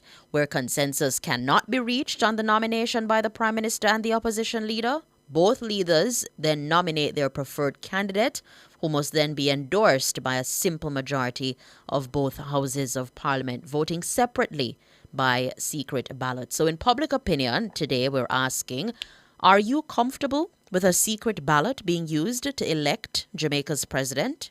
Going to the comments on our X platform, where OG is saying no, we should vote on all matters to that level. The Bantu Queen is saying, isn't that what we're doing now? Why should that be changed? And I suspect you're referring to the general elections, voting secretly. I Stand With Myself says, nope. If he or she gonna represent me, you better be out there campaigning for my vote, and everything must be done publicly. All right. The Silverman says, not at all. We should be able to know all those MPs and senators who will vote for our first president, albeit a non-executive one. Queens 123 again says, president should be elected by all Jamaicans eligible to vote. No secret, nothing. All right. Let me see if I can get in this one. Jamaicans don't really have a voice in elections anyways, as the winner is already. All right. I don't know about this one. He's saying that politics is just theatrics. All right. Let me get to the comments on our Facebook platform, where Philip Jackson says, the Bible says it's not at all times what the right hand knows should be made known to the left hand. If the reason is well thought out, then so be it. We mustn't go in there, but we don't know about the. Hey, Philip Jackson, you have some saying there, you know. What is important is to elect a credible president. All right, that's coming from Philip Jackson. Wesley Cunningham says, no, the public should be a part of who will be the president of our country. Christopher Isaac says the term secret ballot needs to be defined. It's similar to how we go to the polls and vote. You know, nobody is supposed to know our vote. So you go and you cast your vote and you come out. So that is what is being referred to, Christopher Isaacs. Andrew Freighter says, yes, what's the difference? What difference does it make? Rosalind Buck says no with 3 thumbs down. Natalie Winter says yes, she's comfortable with a secret ballot being used to elect Jamaica's president. Magical Wi-Fi Modem says no, that's nothing to hide. Mel Boo says no, and she's saying that too much crooking at the system. Wow. Wow. If you're just joining us, we're inside the court of public opinion. We're putting to you, are you comfortable with a secret ballot being used to elect Jamaica's president? You know, always stay when we hear secret, we think, you know, we don't want, we think differently when we hear something secret. But it's just the same as how we would go to the polls and cast our votes behind that little box right there, and nobody would know what or who, rather, we voted for. Willie Ryan Wilson on Instagram says, not at all. There should be nothing secretive about the election of our leaders. Well, it is already, we already vote secretly. Clay Ferran says, then who knows what will happen with the results if it's secret? It's an open range for corruption for anyone involved except the voter. That's coming from Clay Ferran. All right. Let me see if I can get in some more. Lori is asking why it needs to be secret. That needs to be clarified. Okay. Zadie is saying no. Super B. Trisha is asking, are we the citizens going to use the secret ballot? No, the parliamentarians will from both houses. Rashid says, don't understand this, needs more explanation. And of course, I believe you will get more explanation on that. We've been bringing the story. We've had several commentators commenting on it, giving their different views. Van Claudia says no. Paul says yes, he's comfortable. Young says, let me see. No, politicians would just end up picking their friends. Okay. I'm seeing someone here says don't understand what the process is about. And a lot of people don't really understand what is being asked of or what was recommended. It's for us to break it down for you. And we've been taking the different views, as I said before, of the commentators. KDP says, yes, I am. I share the view that it allows parliamentarians to vote based on their conscience. I imagine several of them might have a different opinion from their party's official position. Secret voting allows them that freedom. That's true. For them to, not vote with the party line, within party lines. That is what it allows you to do. Will allow the parliamentarians to do if it is indeed made into the constitutional reform. There will be voting by their conscience. Yeah. Not necessarily along party lines, because they may not very well agree with the person who their party wants to be president. Now, Ken Rico says the word secret as it regards to parliamentarians sounds shady already, but I'm not sure. I think I need more details. And that's the thing. When Jamaicans hear secret, they don't listen to whatever comes after, but I implore you to read and to listen and to watch the process carefully. Let me see if I can get in some of the comments on our YouTube.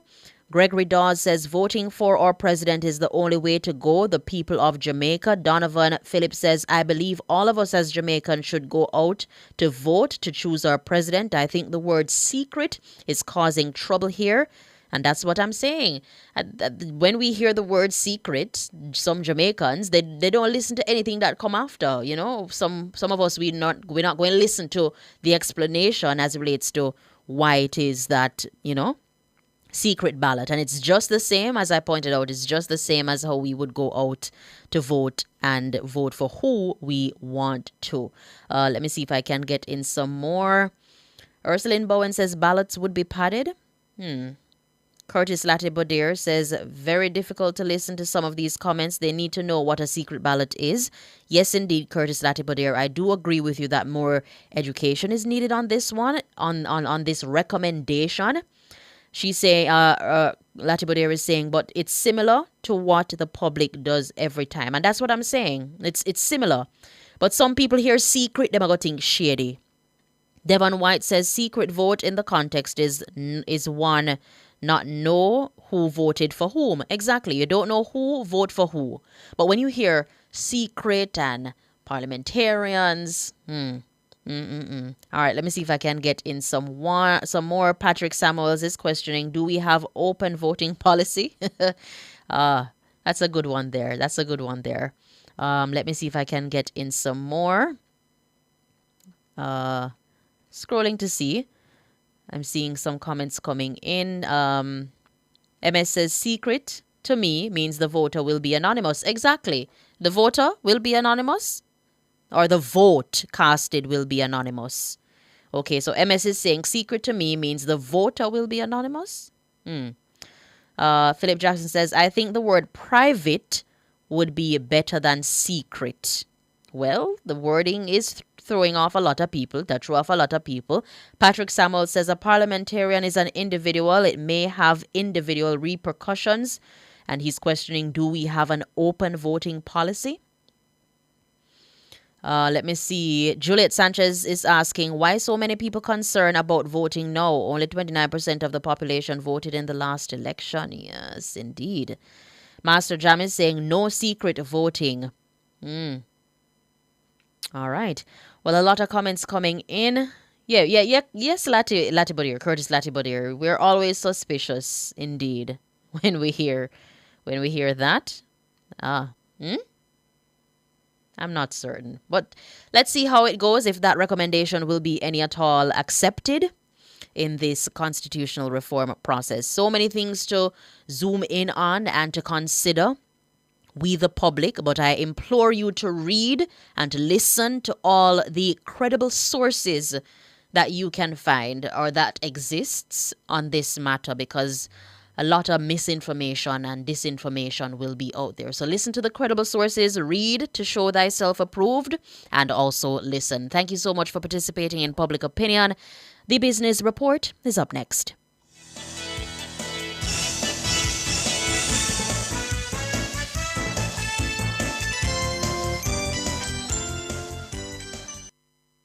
Public Opinion was brought to you by Cleasing Industrial Supplies Limited, Industrial Automation and Control Solutions. Drive the most exciting new vehicles in Jamaica. Schedule your 2024 Ford Ranger pickup or Ford Everest 7-seater SUV test drive now. Call or visit KIG today. The time by KIG is 6:33.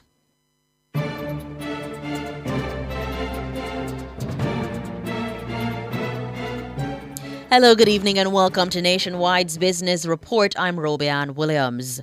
The Jamaican economy grew by almost 2% for the January to March quarter of 2024 compared to the corresponding period last year. That's according to the latest data by the Planning Institute of Jamaica, PIOJ, presented today.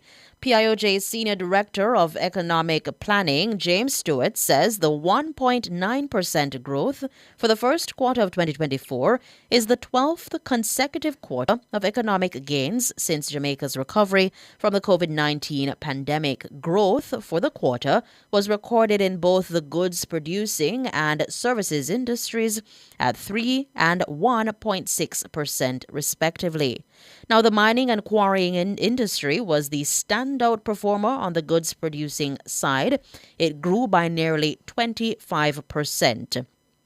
This was followed by agriculture, which improved by nearly 8%. Manufacturing also grew by 2%. However, construction declined by 4.5%.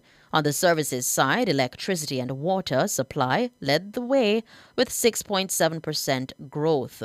It was followed by tourism, which advanced by 6.3%. All other sectors under services industries grew between 1.5 and 0.3%.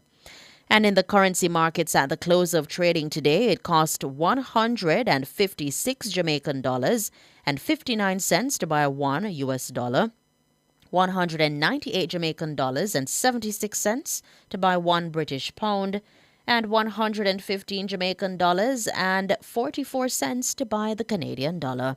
And that's the Business Report. I'm Robianne Williams. Good evening.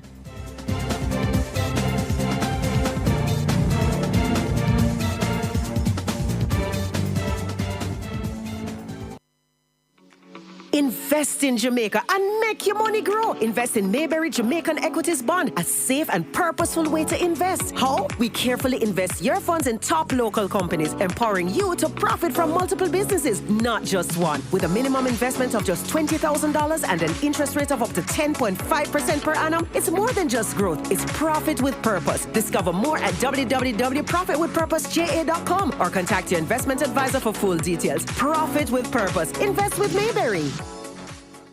My Mega Mart. With so much to do in one location, make Mega Mart your one-stop shop. Pick up your groceries and houseware needs, grab a bite and pay some bills, fill your prescriptions and see the beauty products in our pharmacy. All in one amazing location. My Mega Mart, the best value by far.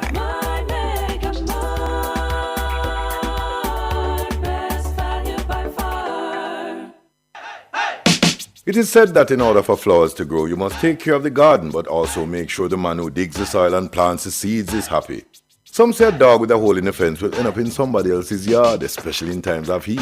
So when it comes to cheating, many couples pass the buck and blame between each other. But is it as simple as that? Is it unhappiness that makes a partner roam, or the partner at home isn't keeping things fresh and festive? It is said some men can't survive on chicken and rice every day, so them go road go find something to eat. But craving choke puppy not true. Join me, Rodney Campbell, every Tuesday from 9 to 10:30 p.m. for Affairs of the Heart, right here on Nationwide 90 FM. This Tuesday's topic: who is to be blamed for bun? Hold on like we have to have them in a twos and threes, and everybody know we wild already. Believe you me, we name is String Contact.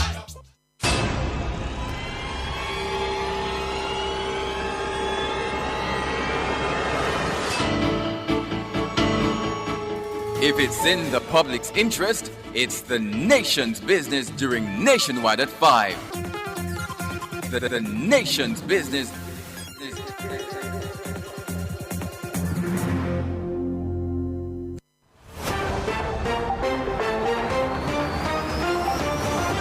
This is Wayne Walker from Nationwide 90 FM, and I'll be reporting live from the 2024 Paris Olympic Games. Nationwide 90 FM understands that this could be the best Olympic Games ever.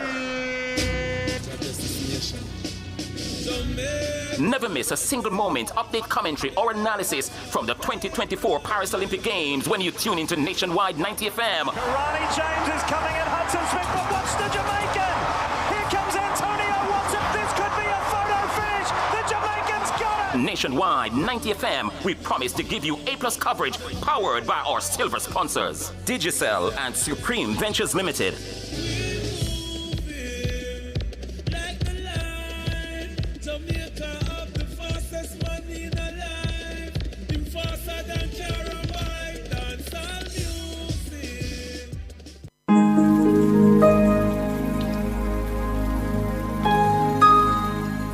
Hi there. Here's some good news for these trying times. Quote, "By God's word, I can see where I'm going. They throw a beam of light on my dark path." Unquote. Psalm 119, verse 105. Listen for God's word weekdays at 5:45 a.m. and 12:55 p.m. through Oasis. Stop by for a refreshing drink and share a God perspective for the day. Oasis. Weekdays 5:45 a.m. and 12:55 p.m. right here on Nationwide, a revolution in media. The rebroadcast of The Oasis can be heard weekdays at 5:45 a.m. The Oasis is brought to you by Solar Tech Jamaica. We use the gift of the sun to power our world. Raise your glass of milk and celebrate World Milk Day 2024 on May 30, 2024 at the Robert Lightburn High School, Trinityville, St. Thomas. World Milk Day is celebrated annually on June 1. But on May 30, Cliffviews Online will be present at this year's staging in Jamaica. Tune in as we celebrate the vital role dairy plays in delivering quality nutrition to nourish the world. Also join us in honoring the dairy farmers in St. Thomas, home of the largest population of dairy farmers. So don't miss Cliffviews Online at 10 a.m. to 1 p.m. on May 30, 2024. Catch them on the grounds of the Robert Lightburn High School in Trinityville, St. Thomas, or tune in to Nationwide 90 FM, the new revolution in media. This broadcast is brought to you by the Jamaica Dairy Development Board. Do you have a consumer-related issue? Want to learn more about matters concerning you as a consumer? Well, keep it locked to Nationwide 90 FM for the Consumer Hour with me, Nora Gay Banton. Weekdays from 9 to 10 a.m. For all your consumer-centric matters, stay tuned to the Consumer Hour on Nationwide 90 FM, a revolution in media. Catch the E-Zone with me, the Stinger Honeybee, alongside Kareem Boy Ting. As we turn up the heat in the street. New show, new vibes. Same us. Monday to Friday, 3 to 5 p.m. Right here on Nationwide 90 FM. We'll bring you entertainment news. We'll take away your Monday blues. You don't want to miss a week with us. We'll talk health. Well, jump into the mix. Or the hot seat. Don't miss the brain buster. Or the crazy giveaways. I mean, is this planet Earth? Is it? I don't know. Let me check. Either way, it's got a buzz. And a bug, I think. Ow. Jamaica, the MAJ Symposium 2024 returns from June 6 to 9. Join virtually for the first 3 days on Zoom, then convene at the Jamaica Pegasus Hotel on June 9. This year's theme, Resilience in Healthcare, a global imperative, promises to explore strategies in building an efficient and resilient healthcare system. Tune in to Nationwide at 5 on June 6 from 6 p.m. to 8 p.m. for their public forum on cancer screening. The forum features expert insights, live streaming, and Twitter sessions, all in the name of healthcare. Visit majdoctors.com for registration details and be part of the movement towards a healthier, more resilient future. That's a live broadcast of the MAJ Symposium's public forum on cancer screening, June 6, during Nationwide at 5 from 6 to 8 p.m. Only on Nationwide 90 FM, the new revolution in media. This broadcast is brought to you by the Medical Association of Jamaica.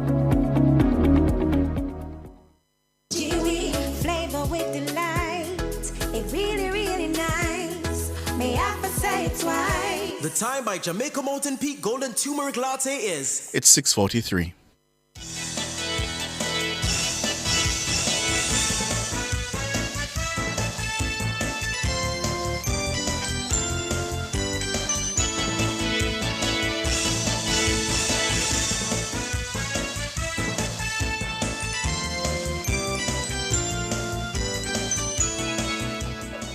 Good evening, good evening. Thank you so much for staying with us here on Nationwide 90 FM. I'm Cliff Hughes. And I'm Ricardo Brooks. Good evening, Ricardo. How are you? I'm all right. Good. I see here we're just getting to hand a statement from the Deputy Prime Minister and Minister of National Security, Dr. Horace Chang. And it's a statement including a letter he has written to the opposition leader, Mark Golding, regarding statements made by the spokesman of the opposition and national security, Peter Bunting, at the recently concluded 81st Annual Conference of the Jamaica Police Federation. Could you start reading that letter to Mr. Golding? Yes. Dr. Chang says, I write in reference to statements made by the opposition spokesperson on national security at the recently concluded 81st Annual Joint Central Conference of the Jamaica Police Federation. Jamaica has had a long and tortuous history of political interference in the operations of the police force.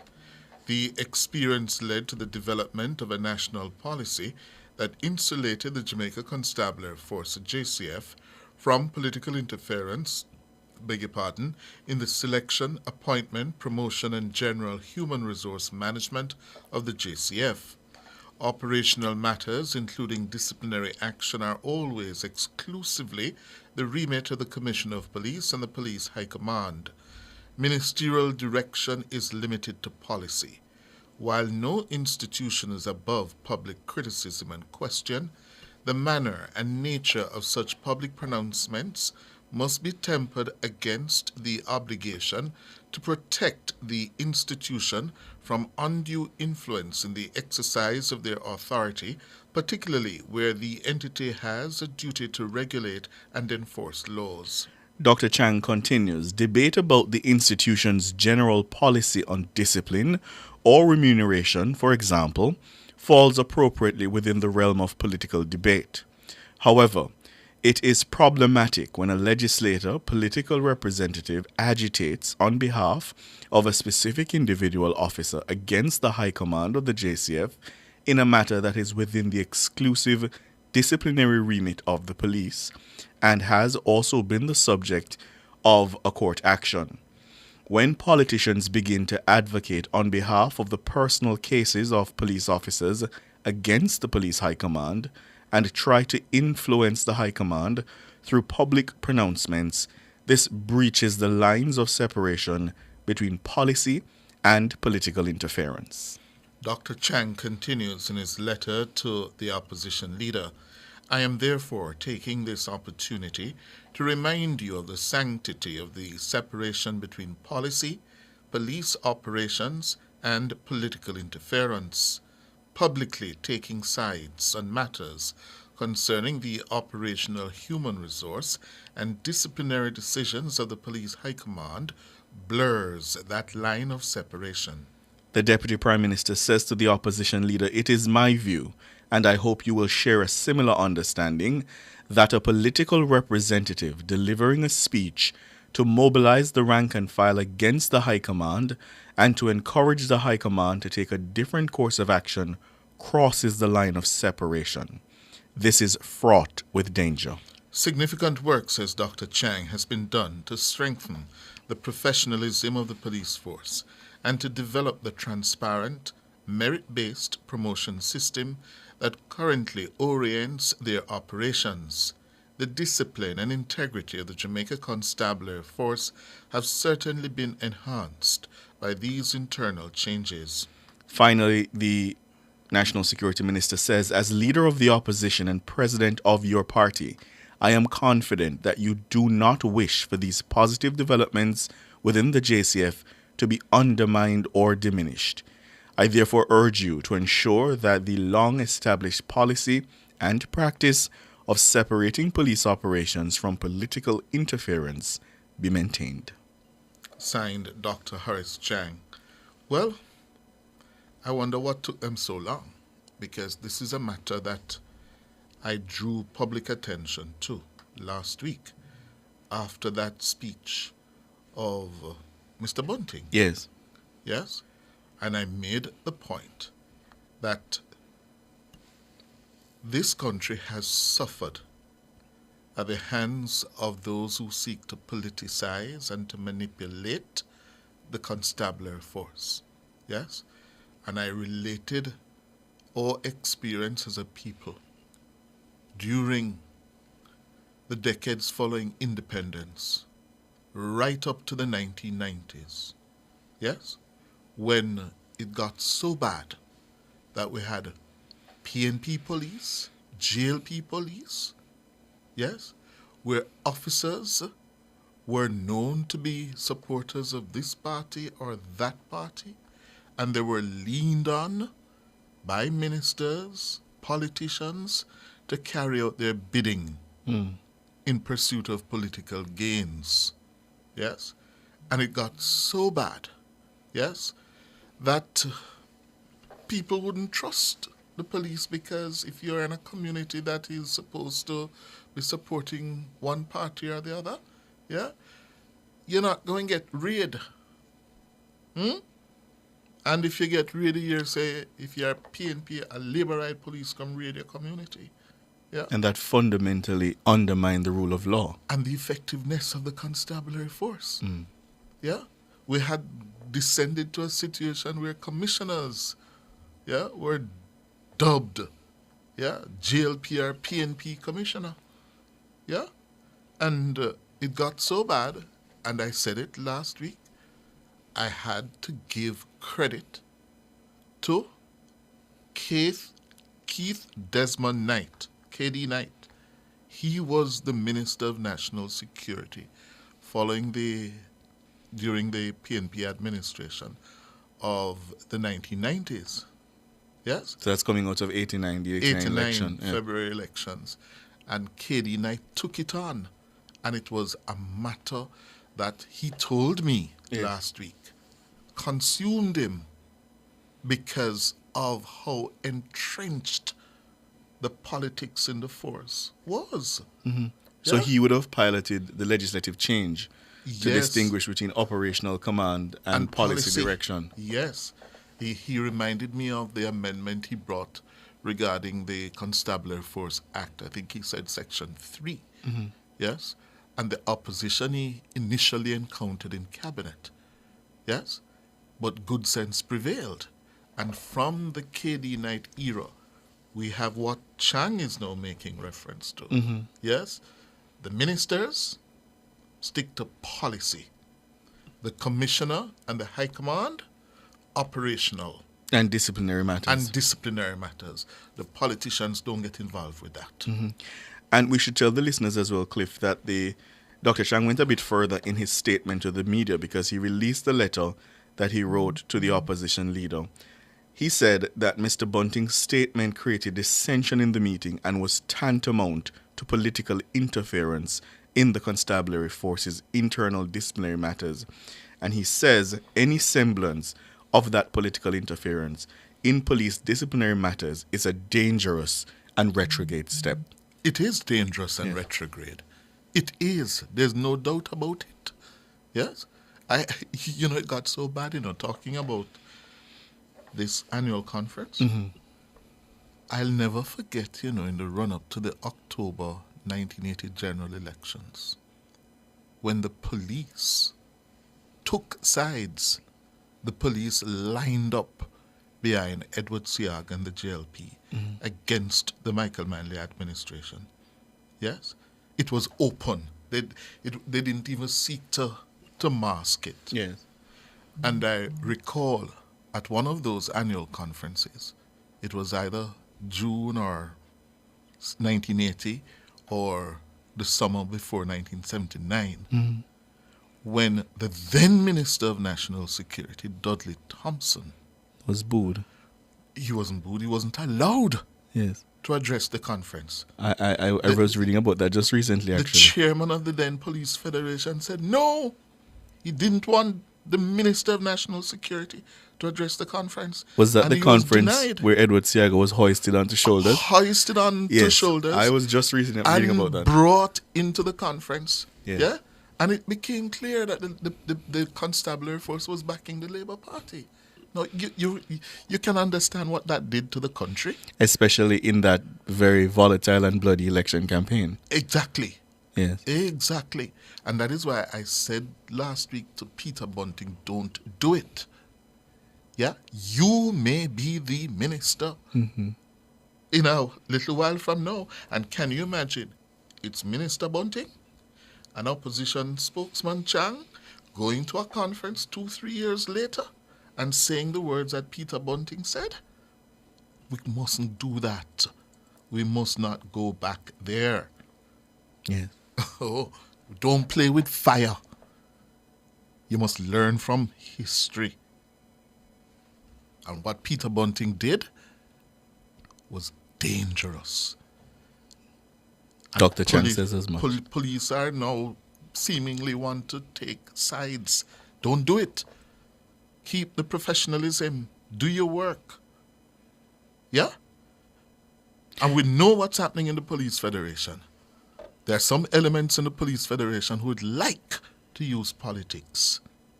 Yes? They're there. Oh. And of course, it's a powerful voting bloc. It is. So they want to appeal to the police ahead of the general election. Yes. One comrade told me this evening, we have them. Yeah, we have them. The police are with us. I said, really? You know what you're saying? We don't want to go back there, sir. Yeah? We don't want to go back there, sir. Oh, because you have a country to govern after you win. And you will create a monster. In fact, KD Knight said to me last week, you know, it was so entrenched, yes, that he had to point out to his own people, yeah? When you seek to continue that, you know, you don't know what you are letting loose. You don't know. It can consume you. Oh. All right. It's 4 minutes going up to 7 o'clock. Well, a little bit of news out of the United Kingdom now. Britain's first black female Member of Parliament, Diana Abbott, has been readmitted to the main opposition Labour Party parliamentary ranks. The news came this afternoon at the Times, in the Times newspaper, that she will not be allowed to stand as a Labour Party candidate in the July 4 general election. Now, Diana Abbott entered the Parliament back in 1987 in Stoke Newington, yes, and Hackney. And that's a very strong West Indian Jamaican community. Yeah? And I recall it was history-making. Yeah? She rose to the position of Shadow Home Secretary, yeah, under Jeremy Corbyn, the former leader of the Labour Party. But Now standing as an independent. Yes, because he has also been, you know, they've withdrawn the whip from Yes. him. She was suspended in April last year after saying Jewish, Irish, and traveller people do not face racism all their lives. Her suspension meant she would not be able to stand for the Labour Party in the July 4 general election.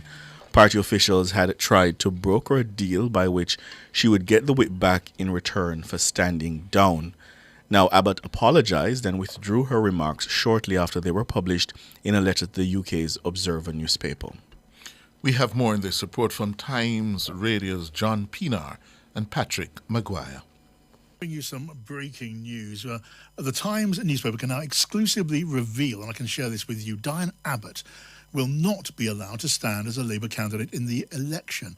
It's a move that will likely end her 37-year career in Parliament. And here are the details of this. She's the MP for Hackney North and Stoke Newington. She's, of course, the first black woman elected to Parliament. And she was suspended from the party back in April, and the Labour leadership, we're now seeing from the Times, has concluded that she will not be allowed to stand under the Labour banner on 4th of July. An announcement may be made as soon as today, the Times is saying. There are talks among senior aides to Keir Starmer about restoring her to the Labour whip before the election to allow her to leave politics with dignity. Last week, the Labour leader promised a resolution to the case before June the 4th, the party deadline for candidate selection, which falls 3 days before the legal close of nominations. Now, last night, you may have seen the BBC reporting an internal investigation into a letter by Abbott to the Observer. She likened the discrimination suffered by Jewish people, Irish travellers, to the bullying of redheads. And that investigation concluded 6 months ago. Now we know where it is heading. This will cause a considerable controversy in the Labour Party. Diane Abbott's friends, many of them very much on the left, on the Corbynite wing of the Labour Party, have suspected that it was part of the Keir Starmer's agenda to push out Diane Abbott as a thorn in his side from the left of his party. Well, now we know she will not be allowed to stand for the party. How did that square with what we were hearing earlier on, that it was going to be left to the National Executive, independently of the Labour Party, to decide about Diane Abbott's future? Now, this story's going to get, if you like, a good deal of attention because of who Diane Abbott is. A big personality, one of the best-known MPs at Westminster, certainly on the Labour side. Now it looks as if the curtain will come down, being drawn down on Diane Abbott's career. What is behind this? Can it be justified? Is it about a purge of the left by Keir Starmer's new order in the Labour Party? Is it about process? We will talk about this on the programme as we go through Drive and into Pinar and Friends this evening. It's in the Times, it's exclusive. Diane Abbott won't be allowed to stand as a Labour candidate. This is now just dropped. Tell us more. Yes, so this evening we're reporting on the Times, John, that Diane Abbott categorically will not be standing as a Labour candidate at the general election. Obviously, this day today we've had the news that the internal investigation into her comments in the Observer newspaper, which she apologised for and retracted, likening the discrimination against Jewish, Irish people and travellers to the bullying of people with ginger hair, concluded in December. But the party has resolved not to allow her to stand as a general election candidate, notwithstanding, regardless of any apology or clarification she may yet offer. Our understanding is that Diane Abbott will not be standing as a Labour candidate at the next election. OK, now that we all remember, because we've heard it just in the last 24 hours or so, that the Labour leader Keir Starmer, and I was talking to Louise Haigh on the Shadow Cabinet, who said it's up to an independent decision of the party's National Executive Committee, not up to the leader. Can you square this with that? Look, the party's National Executive Committee is clearly going to take the final decision on whether Diane Abbott is allowed to stand, as it does with any Labour candidate, but it's our understanding that decision, when it comes, will be a blockage, a ban on Diane Abbott standing. There is the live question about whether she receives the Labour Party whip back before the election, whether she can leave politics calling herself a Labour MP. We understand that's a live discussion, but when that decision comes, when the National Executive Committee meets, we understand it will decide that she will not stand as Labour candidate. So is this, in reality then, Patrick, is this Keir Starmer and the leader's office laying down the law and the Executive Committee will go along with his wish, or is this somehow what the NEC will independently decide? Because it seems rather more like the former than the latter. Well, look, John, it's fair to say, regardless of the notional independence of the NEC from the leadership, it is dominated by people who support Keir Starmer's political project. It is controlled by allies of Keir Starmer. The leadership have a clear majority at that, on the National Executive Committee. That report from Times Radio's John Pinar and Patrick Maguire. Yeah. It's a complete transformation of the British Labour Party into a centre. Yeah, back to the centre of British politics. It had gone Into far a party left. that can win an election. That's what you should say. Into an electoral machine. Yes. Yes. It had Under become a Keir leftist Starmer. radical, I don't even know what to call it, under Jeremy Virtually Corbyn. unelectable. Yes. Yes. And Dan was part of that cabal under Corbyn, and she's paying the price for it. Yes. Yes, after 37 years. This is how her career is about to end. Yeah. But this man, Keir Starmer, is clinical. And he's determined that he's going to rebrand, transform the Labour Party permanently into a centre, if not centre-left party. I'm weary of politicians who seem to change their stripes or move wherever the wind goes. Mhm. He doesn't strike me as very principled in the positions he takes. Whatever he thinks Is going to win him? is going to win him an election, he That's will what say he it. will Yes, I'm weary of politicians like yes, that. dangerous. Yeah. Dangerous. But he seems that he's going to be Britain's next Prime Minister come July 5, yeah? It seems that way. It seems that the morning after the morning of July 5, he will be Britain's newest Prime Minister, Sir Keir Starmer. They're up Yes? 20 points in the polls, I believe. Yes, but I saw a poll today in the same Times newspaper. Yes. That lead was down to 12 points. But- People are starting to pay attention now, and the choice is solidifying. Yes, but the Tories are running an awful campaign. I said to myself, whoever is Rishi Sunak's director of communication should be fired. How do you allow the Prime Minister to call an election in the rain, Yes. being drowned out by music from the opposing party? Yes. Bad optics. Political malfeasance, I call it. All right. It's that time of Tuesday evening when it's all about nature's remedies after the break.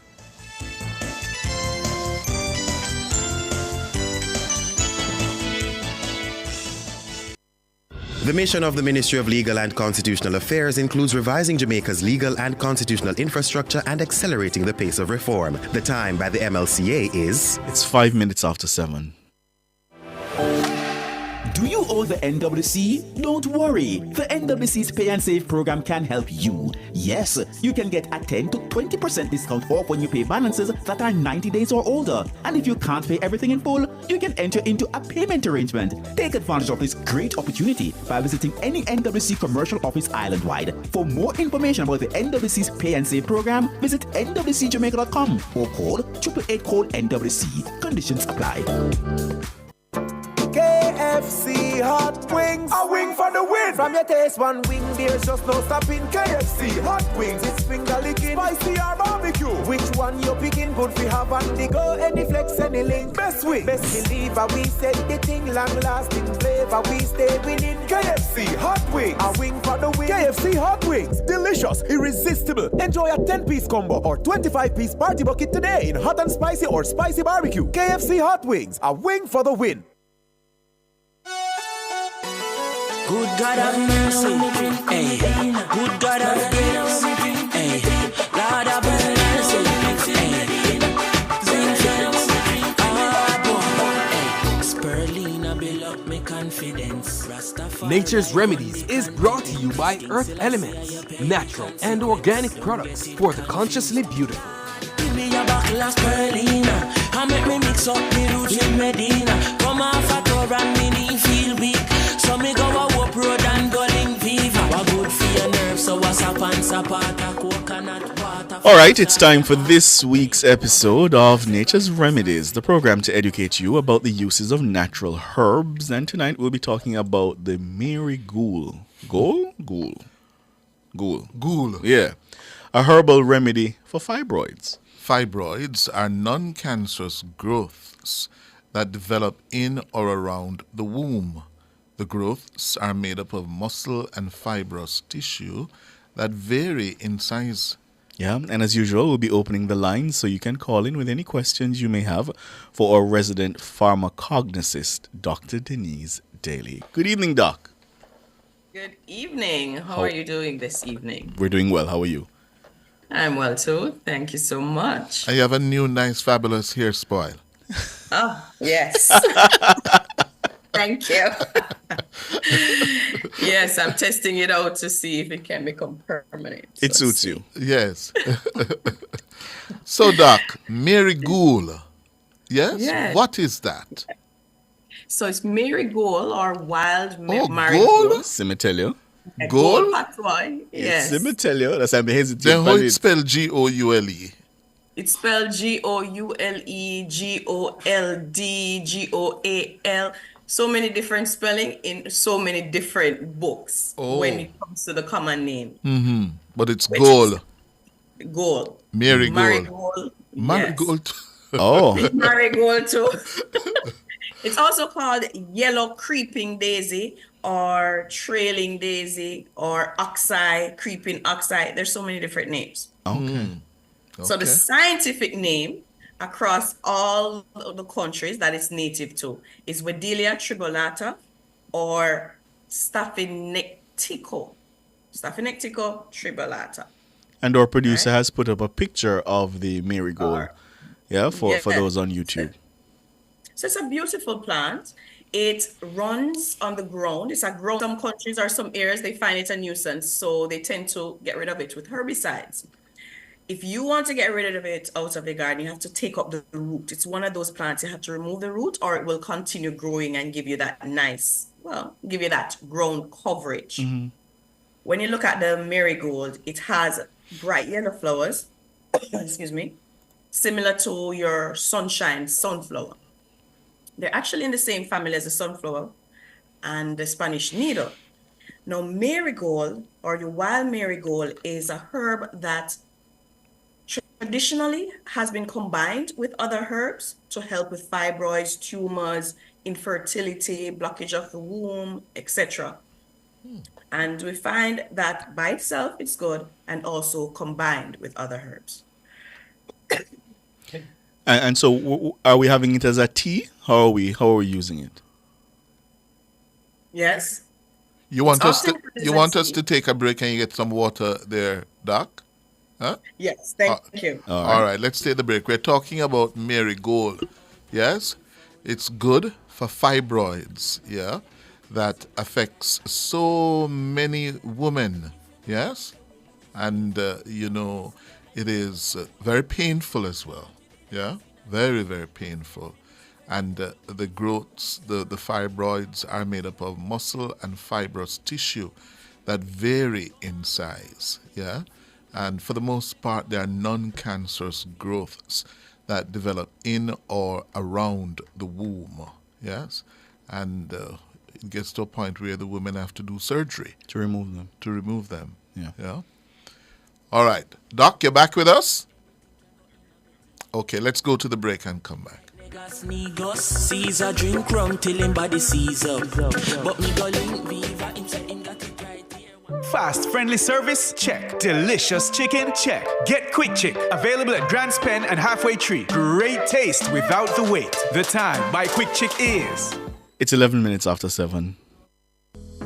Cool loans, I'll lend you 500 grand. We buy appliances and electrons. All flexible, payment plan. Yeah, man, a hot cash. Hot. I hope to 500 grand. Yeah, man, a hot cash. 500,000 that make you rich fast. 100 grand for buy steel and black. 200 for furniture, laptop. 200 for keep birthday bash. Yeah, money loan hot. Get a cool loan to purchase all your electronics, furnitures, and appliances at coolmarket.com.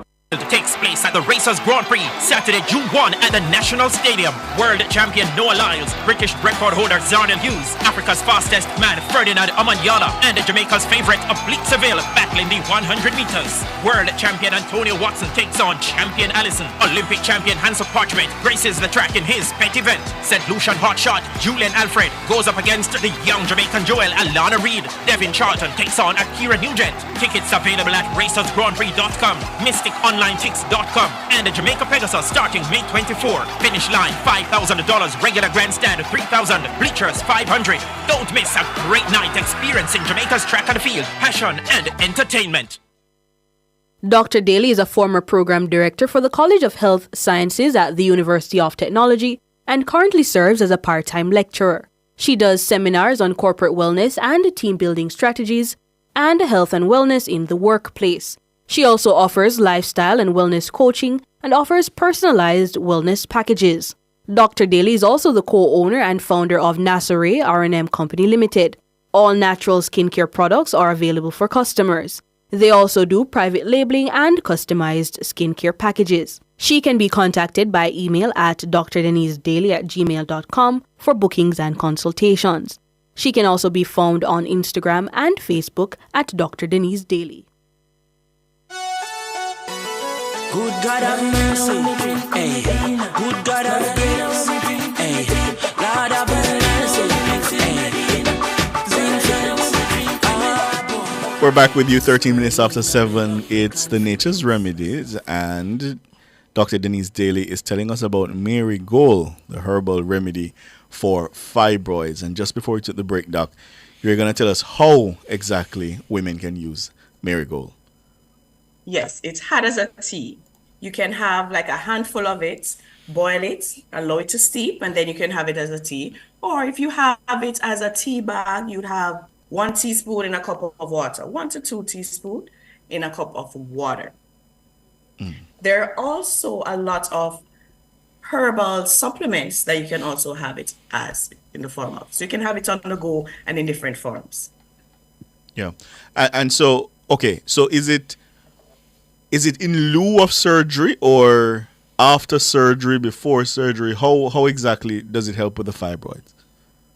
All right. So fibroids, about 90% of the time, it's not harmful. So if you're not feeling symptoms, often the doctors will say you don't have to remove it. However, you can still take a part in having your herbal teas, such as your Wedelia, your Marigold. Now, if surgery is required, I definitely recommend that you take care of that because it can have different or more complications. Okay. So whatever the doctor recommends you do with your fibroid, please do pay attention to that.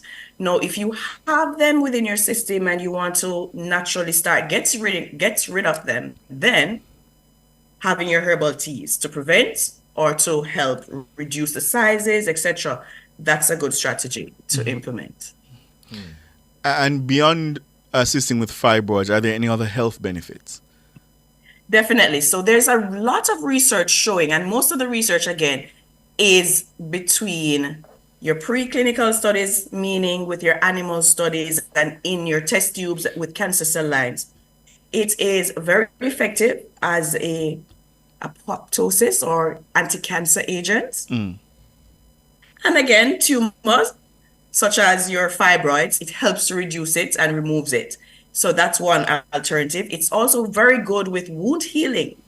So those wound healing properties that it has, because of its antimicrobial properties, they've tested it against quite a few gram-positive, gram-negative bacteria, and it was very effective. In terms of fungi and yeast, it was not very effective with that.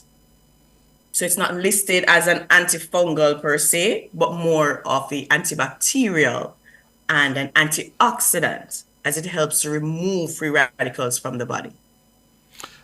Dr. Daly, and for the ladies and their partners listening, if your partner has fibroids, you may want to pay attention tonight because we're talking about how to really help you get rid of the fibroids with the use of Marigold with our pharmacognosist, Dr. Denise Daly. But I am always intrigued, Dr. Daly, how did our people stumble upon the Marigold as a herbal, medicine for treating fibroids? How? We never know. We never know until we try it. And it's the same concept of how it's being used by our forefathers and how did they get the first try. Exactly. They look at the animals. If animals eat it, they start using it, and they start making a note of what it's good for. Let me give an example. Like in Dominica, they use the Marigold, the wild Marigold or the Wedelia, They use it also for female reproductive structures. But how they do it, they combine it with cinnamon, pimento, and mentha, a mentha species. I think it's Suaviol leon, with that mentha species. And that's their herbal blend that they use to get rid of fibroids, help with fertility, and heavy and severe menstrual cramps. Oh. Yeah, so, and in Trinidad, when they combine it with shoe black and hyptis and a few other herbs. Shoe black? What's shoe black? Hibiscus. Our famous hibiscus. Oh, I've never heard it called that. Yeah. Yes. It's called shoe black because back in the day, or in country, or maybe even now, you can take the flowers and you rub it on your shoes and it's like shoe polish. What? Oh, hibiscus? I didn't know that. I've never heard that now. Come on. Me never do that. Dana, you come from country. You ever heard that before? Yeah. Oh, yeah. Yes, Dana is from country and she tells me yes. That's what they call it. Yes. And in fact, we have a formula at Nassari with the hair that I tested it on my husband with his hair. It helps to restore your natural hair color as well. So shoe black is very effective in getting rid of grays and reducing grays. Oh. So when we talk about hair care, shoe black is one of those herbs for hair care as well. Don't look at me. I don't grow hair. You know, no, but no, you can grow hair. You can use the shoe black. You say shoe black. There you go. Soak it in some oil, the flowers and the leaves, and yeah, it's very good for the hair. Oh, interesting. And shoe polish too. And as a shoe polish, yeah. You know, as kids, you usually take out the middle part of the flowers and put it on your nose. That I know. Yes, that I know. That I know. Yeah, when you crush up the flowers, it has that dark color that you get. It helps to make your shoe black. Okay. All right. Going back to the marigold now. Any precautions or potential side effects that you should consider when using it for medicinal purposes? Always. If you're on medication, you always take your herb 1 to 2 hours outside of your medication. You have to ensure that the herbs get to work and your medication gets to work. So we always promote complementary medicine. How we have the knowledge to make pharmaceuticals and we know the herbs. But how do we make it work to our best health, right? So always remember that. And 2, if you're pregnant, you do not want to have wild marigold tea because it can cause complications. It is a strong herb. It helps to flush out any tumors or any impurities or any blockage of your tube. So if you're already pregnant, then you should stop taking or stop drinking the wild marigold, the Wedelia. So that's one precaution you should. Is that because it could cause an abortion? It could, yes. Oh, it is so potent? Oh. It is very potent, yes. Okay. So you help it, so you take it to help to flush the system. And then once you're pregnant, you reduce taking your marigold. Don't take it. Yes. Don't take it, yes. Yeah. Wow. In Jamaica, did I mention how we combine it in Jamaica? When we're making our herbal remedies for infertility or blocked tube, or if you have very heavy menstrual cramps or irregular menstrual flow, or there's so many different types around PCOS, etc.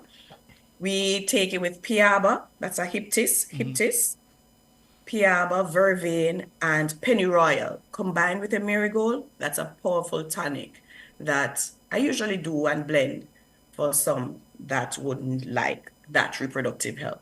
Oh, and did you say PCOS? Yes, it's also effective with that because a lot of the menstrual issues surrounding PCOS, marigold can help with that. And the research has shown what are some of the properties that allows it, because it has analgesic properties. Meaning it helps with pain. It has anti-inflammatory. It helps to reduce inflammation. It helps to, if you look at the entire blend, it also helps to relax the muscles. So diarrhea, constipation, it's also used as one of those type of teas and for gas as well. News. Just repeat for us, Doc, what you blend it with, for the PCOS. You can combine it with Piaba, that's Hyptis. What is that? Whole heap with born and grow at Kingston and St. Andrew, with no way I talk about in the Doc. I'm in a shame for saying, but no way I talk about. Hyptis? Or Itis? What? Hyptis. Hector loris. I'll find the species name. I can't remember the species name, but it's a Hyptis species. It's called Piaba or Paba or woman Piaba. And you have man Piaba as well. Oh. So if you look up the flowers, it's a small herbaceous herb that is effective with reproductive structures. The woman for the woman and the man for the man. Okay. All right. So you mix it with Piaba, Hyptis, and what? Vervine and your pennyroyal. Pennyroyal have a minty taste. And that's also a strong herb as well. That once you get pregnant, you stop taking your pennyroyal. In some countries, they call it poisonous, please avoid. Oh. So you blend all of them together? Yes. Oh. And when you're doing a mixture, you try to do equal parts. So if you're doing 1 tablespoon, 1 teaspoon, you do equal amount for each of the herb. 1 handful, 2 handful, depending on how much you want to make. And that's how you'd make one of the tonics or elixirs if you want to make that. Elixirs when you add a little sweetener to it. Oh, a little sweetener. Yeah. Okay. News commentator J.A. was asking you, Doc, if there are any side effects or potential harms to giving the hibiscus to babies. The hibiscus, it's a mild herb. It's very mild. So for babies, you normally dilute herbs when you're giving them, similar to making mint tea. You would dilute it and give them just a few tablespoons of it to help with any griping or stuff like that. Okay. The numbers to call 630-937-124, 618-8255. Of course, Doc is also taking your questions. We're discussing the health benefits of the marigold, the herbal remedy for fibroids. Yeah, and PCOS now. All right, we're going to take the break and come back with more. Come off a tour and me feel weak. So me go a whoop road and go link fever. Hey, give me a bottle of spirulina. I make me mix up the roots with Medina. Me brother Teflon one, give me a niece. We drive go a my Mega Mart, best value by far. With so much to do in one location, make Megamart your one-stop shop. Pick up your groceries and houseware needs. Grab a bite and pay some bills. Fill your prescriptions and see the beauty products in our pharmacy. All in one amazing location. My Megamart, the best value by far. My Mega Mart, best value by far.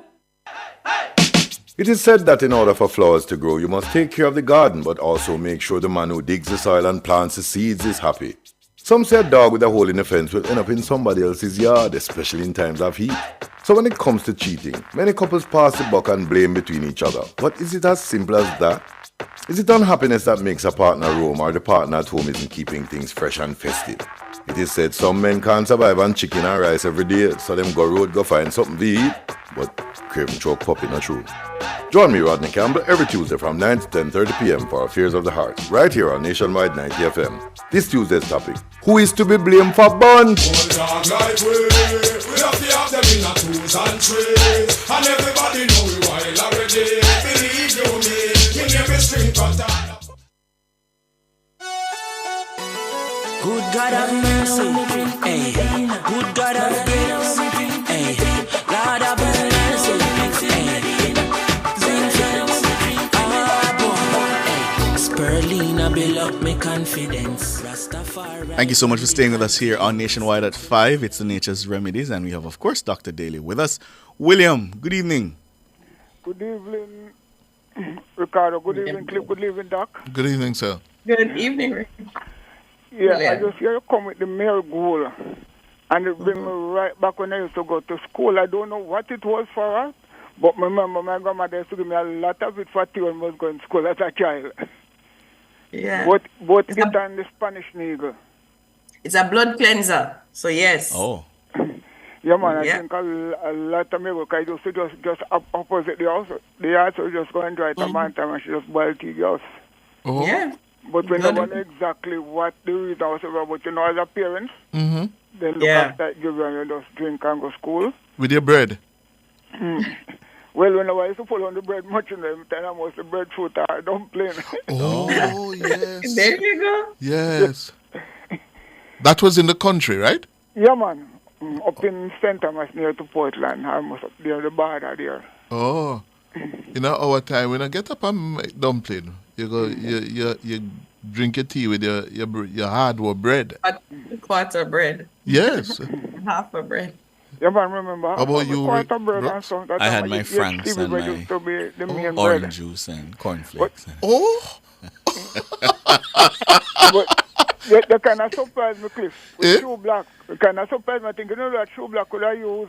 No, I've no. never heard of that. No, I never hear about that yet. Yeah, man, we used to use it, clean the shoes, and we pick them, man, and we got church, man, and we not no polish, man, we don't go get the shoe black, man. Same way. Exactly. Interesting. Nice rub and it shiny. up. I must try it. I'm going to try it. Yeah. And I want to ask you something that pertaining to 3 other more products. These products, no, the Cersei. Yes. I remember when we were a child, grandmother, away from drinking it, she used to rub it up till it turned soda. Yeah. And use it to beard us. Yes. And Which I one is don't that? know if you know Kwaku bush. Cersei. Oh. Eh? Kwaku. Quaco. Yes. Yes, Right. man.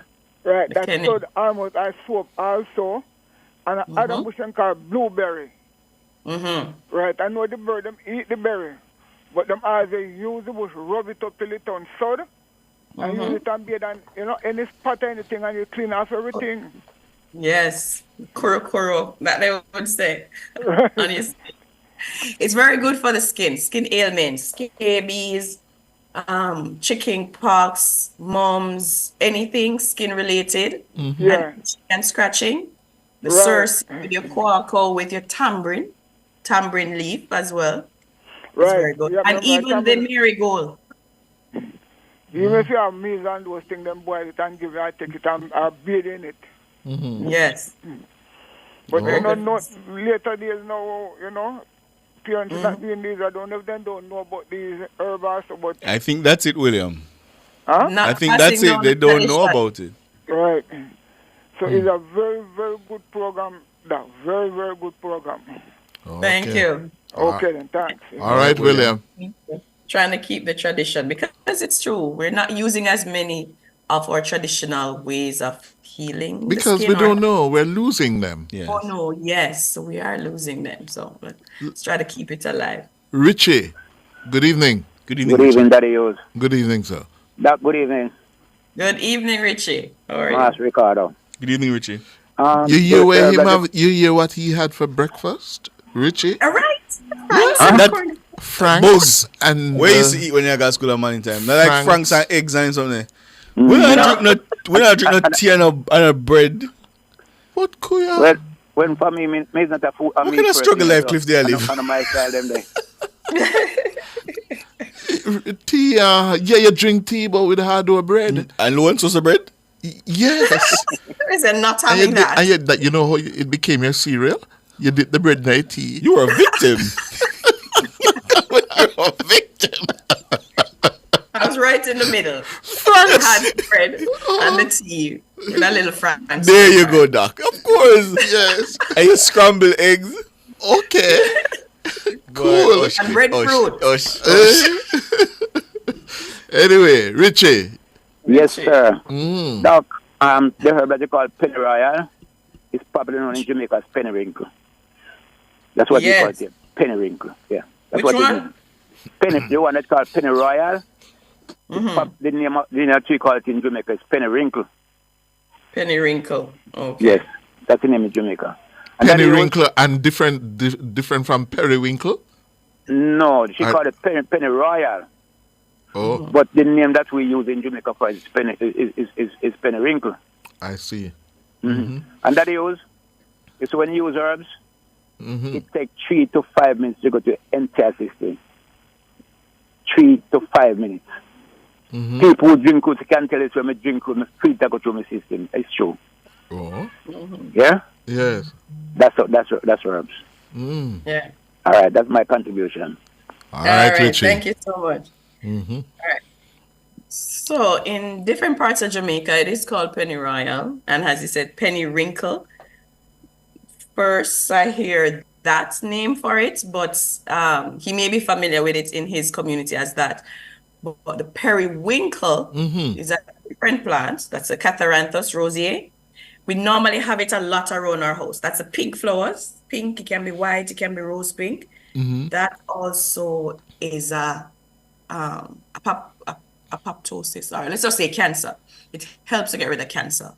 In fact, a chemotherapeutic drug that we now use, meaning a drug that doctors use, vincristine, your vinblastine, these are medications for cancer, for chemotherapy, were first extracted from the periwinkle plant, the Catharanthus, the Vinca rosea, from the mature leaves. So it's very good and research tested and proven, even at the clinical level. Well. All right. And the marigold, where is it grown, Doc? Is it just out and about in the yard or a specific part of Jamaica? Where do we find it? Most parishes in Jamaica have the marigold because it likes a warm climate. So you find it along our region of the world, the western part of the world, Central, South America, Caribbean, and now you find it in some of the subtropical Asia and Africa. But once it's warm, it loves it. So during the summer months, you see a lot of the yellow flowers. Summer and a little span outside of the summer months. That's when you see it growing in the yard right across Jamaica. I would just pick it. We don't have to wait until it's blooming or anything. No, but once it's in the hot season, you get its most potency. Oh. Yeah. So perhaps the summer months. The summer months, it's at its highest. Yeah. It's 25 minutes going up to 8 o'clock. We're talking about the marigold with Dr. Denise Daly. And you can call Dr. Daly at 876-630-937124 or 876-618-8255. Yes. And she is your herbal specialist. Yes. She has a fancy title, pharmacognosist. Yes. A very fancy title. But Dr. Daly? Yes. How long did it take you to be a pharmacognosist? Because I'm amazed at your knowledge. Depth of her knowledge. Yes. And how you get those names and recall, right. Yes. Well, I've been studying, without giving my age away too much, I have been doing research for over 15 years. Oh. So different plants, different herbal remedies, different extractions, and also in the last couple of years, over 15, doing more food medicinal research as well. So we're looking into that, how nutrients affect the body. Cool. From the early 2000s, I've been studying medicinal plants and always have an interest in learning from grandmothers and elders in the community. Why you do that? Or you get a nail cut and you see they wrap it with the kerosene oil and the banana. And you ask why, and they'll say, it draws the poison. Always had a scientific mind. So eventually I wanted to know what's in there that draws the poison. And that's where the research part comes in and, pharmacognosy. So now you know the plant, you want to do the extractions to find the medicinal component because that's the basis where a lot of your pharmaceuticals are from. That's where you get your medicines. They extract it from plants, we bring it in the lab, and see how we can replicate or make a copy of it and even more potent. So that keeps me going and testing it on the rats or the animals or the cell lines to see if it really works. And then you jump, you publish and share the news. Here's one for you, Doc, on YouTube. Clayton Rogers. Cliff, could you ask Doc, what would she recommend to treat HPV, the human papilloma virus? Please, asking for someone. All right, with viruses, you want the antiviral herbs. And one of the potent antiviral is neem. So neem is very good as an antiviral. Piper, amalgado, or pepper elder is also good, can be added. I recommend neem because it has been tested with a lot of your viruses, and it has been effective in getting rid of them. Garlic with your turmeric and ginger has been effective against a lot of viruses as well. I'd have to look if the HPV was a part of that mix and so on. But neem is excellent as an antiviral drug and very potent. Dandelion as well. Whether it's the Jamaican or the temperate dandelion, it's very good as an antiviral. Yeah. There you go, Clayton. Glenn is on the line now for Dr. Daly. Good evening, Glenn. Evening, Ricardo. Evening, Cliff. Evening, Dr. Daly. Good evening. Good evening, Glenn. First time on this program, but long time. Welcome. All right. Very interesting. I'm very interested. I'm going a little bit off topic, but it's a general question. So when you say that we can take the herbs, and I've heard others ask what is the dosage, but I've always heard that herbs damage the liver. How do we know when it's too much, or is that just something that's said? That's a question. All right, thank you. That's a good question, and that's one of the reasons you always hear advice. If you don't know the herbs, don't take it. If you don't know it, don't just pick a herb and say, oh, I think it is this. Because some herbs are very potent. There's a thin line between medicine and toxin. So before you take the herb, make sure you know it, or you buy it from a reputable source. When it comes to the liver, anything that we eat or absorbs on our skin, the first place it goes, our liver goes and do the filtering of the blood, and then it goes to the rest of our body. Now, if we're having too much, the liver gets overworked, and that's when it becomes toxic because the cells are now drenched in this chemical. We take it to help ourselves, but we're overdosing, similar to overdosing on aspirin or Tylenol. Okay. Yes. So when you're having it, okay, let me listen. Go ahead. Please, right. 1 teaspoon, 1 cup of water. That's a general rule for your herbs. The tea bag dose is also a general. The tea bag sizes are like half a teaspoon or 1 teaspoon in your 1 cup. If the herb is very potent and you don't know it, you'd have to look at the literature, look at the research, ask somebody who knows, and they'll tell you the dose. If it's a supplement, they tell you take 2 once a day. Don't double it up. Don't triple it up unless you're advised by a doctor, a naturopath, a herbal consultant, etc. Because these guidelines are put in place to ensure that the liver has enough time to process the herbs, similar to how it would process a medication. Okay, so it won't be a build up over time per se. It's just that the liver comes, process whatever comes in, and then recovers. Yes, that is it. Okay. All right. Thank you very much. All right, thanks, Glenn. Thank you. Good question. Thank you. All right. Neville.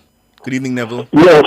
Good evening, Mr. Hughes, Ricardo, and Doctor. Good evening, Neville. Good evening, Neville. Yes. Mr. Hughes, Neville from this is a more internal answer. Yes, sir. Oh, nice. I'm asking the doc. I know about marigold from years ago that I usually plant it in the vegetable field. Because it normally repels insects. As soon as they go near it, they have to just fly out. But I didn't know it was really good for human until tonight when the doctor was talking. Oh, yes. It is very good, yes. They do plant it as well, but it tends to be invasive sometimes. If you don't watch it, it takes over. It can take over because it grows really fast. But yes, you can start clipping it and using parts. And if it's a business, start making some. In the country, there are a lot of farmers who don't really want to use lots of chemicals. They normally plant marigold around their field. And it repels insects most times they come near to it. But yes, it has a lot. Something else I would like to ask, Doc. Yes. This thing that they call night sage, Doc. What do you have to say about it, Doc? Which one? The Night sage. This plant that they call night sage. Night sage. I'm not sure if it's the lantana. I know you have wild sage. I think that's the lantana. They have some little flowers that's bright colored. It's normally when it blossoms yellow, but they call it deadly night sage. Yes, it's very poisonous. They even have a folk song about it in times gone by, because they say it's deadly. But what they say in the country area now, Doc, normally anytime you see the goats eating it, you can always go near it and use it. But there are certain times of the year, I see to myself that you tell goats and animals near it, they really get irritated and making noise. They don't want to go near it. But another time of the year, they'll eat it when it starts to blossom. So I just called to ask if you have any idea of the plant. Yes, it's a lantana. Based on the description you gave me, and the other name, the deadly nightshade, it's a lantana plant. We use it a lot in Jamaica as edging. So it makes a really good edging, and it's beautiful when it blossoms. You have it in bright yellow. You can have it in the light pink, the dark pink, the red and orange. And it's good for bronchial issues, but it's also a strong herb. So if you don't know it, you wouldn't take it. So what I'm asking you now, Doc, I have heard people saying it's good. Human can use it to boil tea and that type of thing when you say animal eating it. So do you have any idea if it's true or lie? Yes, that's what I'm saying. It's good for the bronchial, meaning your lungs and your chest and cough and colds and so on. So they normally take it for that. I can put it on my list, but I did read up on it, and it has the extractions of all the medicinal compounds it has in. And the triterpenoids, that strong smell it has, once you pick a lantana and you crush it, you can smell it. It has that distinct smell. So it's very medicinal, but at certain times. And it can be... As I'm saying to you, Doc, in the country area, it's just this folk tale that it can be, but you have never really seen anybody who actually use it, because they say it's very potent at some times of the year. So when it starts to flower and blossom, animals eat it, you can use it at the time. But people generally keep away from it. I don't know, I've never known anybody who really use it to boil tea or anything of the sort. All right, Neville, Doc is saying that it can be used for lung issues. Yeah, it can. But we don't use it a lot. You smell the difference with it. So when you pick the leaves, so you can tell when it's strong or mild. All right, Neville, thanks for the call. Yeah, man, thank you for the call. Yeah, man, no problem. Doc, on YouTube, Donita Williams is asking, which herbs are good to lower the pressure in the eyes for glaucoma patients? Cannabis. The cannabis is very good. Ganja. Making an eye wash with cannabis. Get your fresh cannabis. Don't buy any. You have to know what's in your cannabis. Get the plant. There is also spoke about it recently with the liquid in it. Flame of the forest. That's also the liquid in the flame of the forest. Also is very good for the eyes to reduce any pressure, any redness, bring clarity, or the vision clearer. So that's another herb. I'm seeing another herb, but I can't remember the name of the herb. But there are quite a few that can help. We spoke about 1-2 weeks ago. That's an eye wash with it. Yeah. Busy. Busy. An eye wash with the busy as well. All right. And you can also drink these herbs. It helps to reduce the pressure in the eyes as well. Rob is asking what kind of herbs is good for bad menstrual cramps. My daughter suffers monthly. This is it. This is the herb we're talking about now, the wild marigold, the Wedelia. You can get supplements with that name, the Wedelia. Tribolata. Very good with severe cramps. That's your dysmenorrhea or your menorrhagia, the long period, irregular period. Get some marigold, pennyroyal, vervain tea, red raspberry leaf. Those are some herbs that will help to relax the muscle. Analgesic helps to reduce pain as well. All right. Thanks, Doc. 630-9371-461-88255. Dr. Denise Daly. She's taking your calls. It's the Nature's Remedies, and Alric is up next. Good evening, Alric. Good evening, Cliff. Good evening, Ricardo. Good evening, Doc. Good evening. Good evening, Alric. I'm going outside of what you're speaking about a little, Doc. My wife has been suffering with vertigo for a while, and she has asked me to call because she listens to you every Tuesday night. She wants me that make sure it's on Cliff this evening and a Tuesday. What is good for vertigo? Well, for vertigo, it's a lot about the nerves and the dizziness. So I would say when we think of, we have a few herbs, they're not coming to mind now, but I know balancing with your moringa and your leaf of life, your aloe vera, those herbs that produce a lot of natural enzymes, a lot of vitamins and minerals can help. Moringa, leaf of life, and your aloe vera. Aloe vera. How do you mix them? Do you do them separately, or do you? You can do them separately. Like you have one this morning, one in the evening. You can combine it with basil.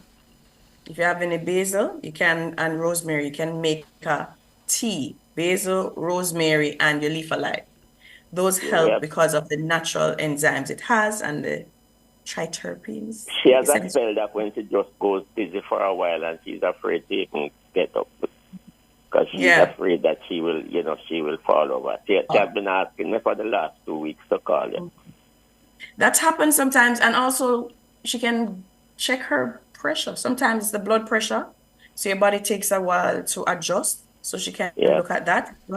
Normally, if you have marginal blood pressure to low blood pressure, sometimes that happens, and that's why these herbs provide the minerals if it's affecting your pressure and the nerves so much. So you can tell her to check her blood pressure. Well, check with her doctor to see if her blood pressure is normal. Then you can start looking at the diets, vitamins and minerals. What is short, or is there something pressing somewhere? So having a checkup can give you a basis. She does that every 3 months. Okay, so that's very good. That's good. Okay, Doc. I know she's incorporate some natural enzymes and minerals from your herbs. All right. So you said the moringa, the leaf of life, your aloe, and the aloe vera. If you can make some noni juice, that's very good. Noni. Thanks, Doc. All right, thanks for reaching. Have a good evening. You too, thank Good evening. You too. Good. That was Alric. Yes. Thanks, Alric. Cadian Butler on YouTube, Doc, is asking, what about dog blood? What about dog blood? That's a plant? That's a plant? Ricardo, yes. We talk about this now. We did talk about We're talking about blood. Yeah. Doc, the teacher about that. Yes. Cliff never did listen, Doc. Me remember it. Cliff never did listen. That man said, we're going to test. Cliff would have failed. Me remember the dog blood. So dog blood is the same plant, bloodberry, or inflammation weed. Other parts, inflammation weed. It's an anti-inflammatory herb. So if any pain, any inflammation in the body, you drink some dog blood tea, it helps. Of course, consistency is key. And of course, never with your medication. So if you take your aspirin, you wait 1 to 2 hours, you drink some Ravinia. So the scientific name is Ravinia humilis. Don't let that one ring a bell. Yes. That is also very good for the female reproductive system. So for PCOS, for infertility, blockage of womb, menstrual cramps, and to make it as effective, the first sign of if your menses are coming, your period is coming, start drinking the tea the day before. So it starts to relax the muscle, work on the inflammation. So it's not as heavy. It's not as, we'll say, like heavy clots, etc. So it's not as painful. And that's how some of these herbs, and even the humilis, the Ravinia humilis, will help. And that's why it's called bloodberry. It helps to cleanse the blood as well. Donovan wants to know what can be used to lower cholesterol. Cholesterol, apart from garlic, fiber, I have to stress that as a dietary aid in reducing cholesterol. So fiber is so effective where you can have it as activated charcoal.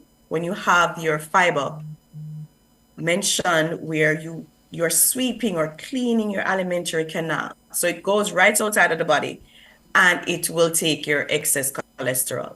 Your body is able to make it. You don't need cholesterol per se in your food. Your body is able to make it from the food that we eat.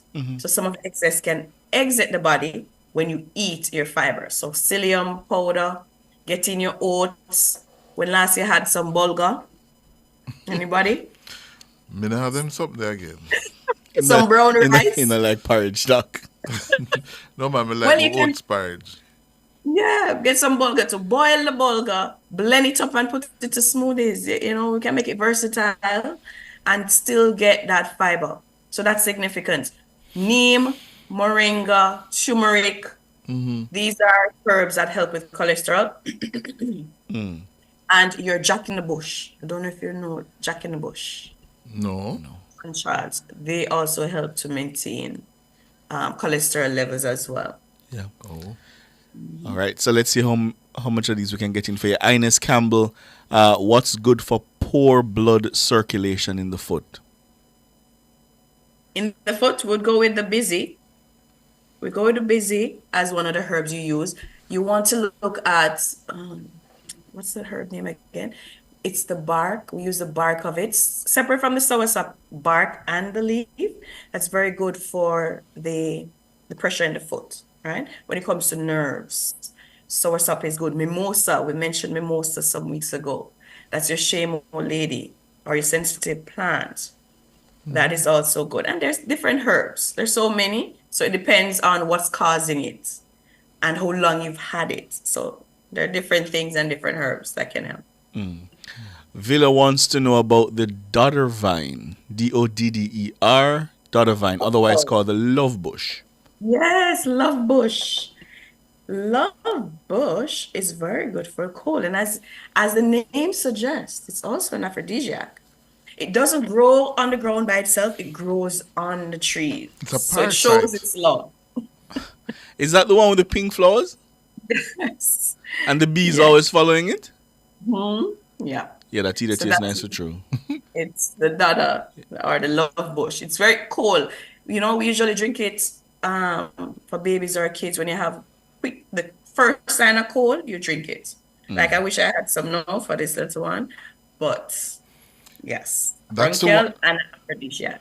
That's the one them tell you when I was younger. If you see a girl and you like her, and you call her name and put it on the bush, on the, What kind of old this cliff that work on little? and it growed. That means say things can go hard. No books are what kind of old cliff they work on the little. Nature's remedies. What? Yeah. Wait, let's teach me And that the again. petal. We are teaching Sometimes- that again. You say you love bush. You call You her say- name. you put it and you call her name 3 times. And you watch it, and if it grew and start run, you know say yes. Bugs you know it? Oh, So bugs and brown bull know it too. It work for you, Bugs. No, Bugs seem convinced. I come and say, yep, true. Doc, Leroy Rutt is asking about the German mint plant. Is there any medicinal benefits? Are there any medicinal benefits to be gained from it? German mint, is it the same one as the apple mint, the pineapple mint? If it is, it's good for stomach ache. I don't remember if the German mint is the same as the apple or pineapple mint, which is mentha. I don't remember the species, but stomach. When it comes to the mint family, it comes right back to the digestive system. And some of those species within the mint family are good as reproductive aids, and some are good as anti-inflammatory. They're all antioxidants, and they're all very good for digestive issues, whether it's constipation, gas, bloating, etc., upset stomach. and so Okay. on. Cliff and Ricardo, please ask the doctor what does pimento leaf and beer rum leaf good for? You have to have that in every Jamaica. Every household should have some bay rum and pimento leaf, pimento bark, pimento berry. My grandmother usually soak it with, of course, a little cannabis from her back, and It's very good for pain. So that same pain in your leg or your hand, you just apply it to the skin and massage it in. It's very good for pain, anti-inflammatory. Whether it's arthritis, rheumatism, you can use that rub as an external. Good. And of course, bay and pimento, add it to your daily cooking. Boy, time went very quickly, Dr. Daly. Thank you so much, for another very informative and insightful program. Every week I learned something in this hour. Every week. Good. Thank you so much, Dr. Denise Daly. You're welcome. Thank you for having me. Good. And thanks to all of our callers, our YouTubers. Yes, they're out in their numbers. Yeah? That stresses me out. That stresses you out. Because I know Shane Makaza will ignore him questions. No shade, Mark. Ah, dear. Anyway, that's where we're going to leave it. Thanks to our callers, our YouTubers, our WhatsAppers, and our tweets, and of course to Dr. Denise Daly, our producer, Dana Davey. She was assisted by Mrs. Brown Bull. Yes, what a name, Brown Bull.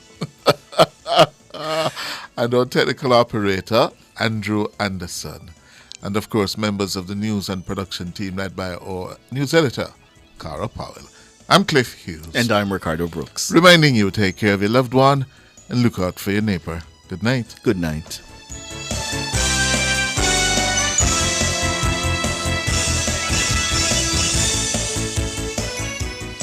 Nature's Remedies was brought to you by Earth Elements, natural and organic products for the consciously beautiful.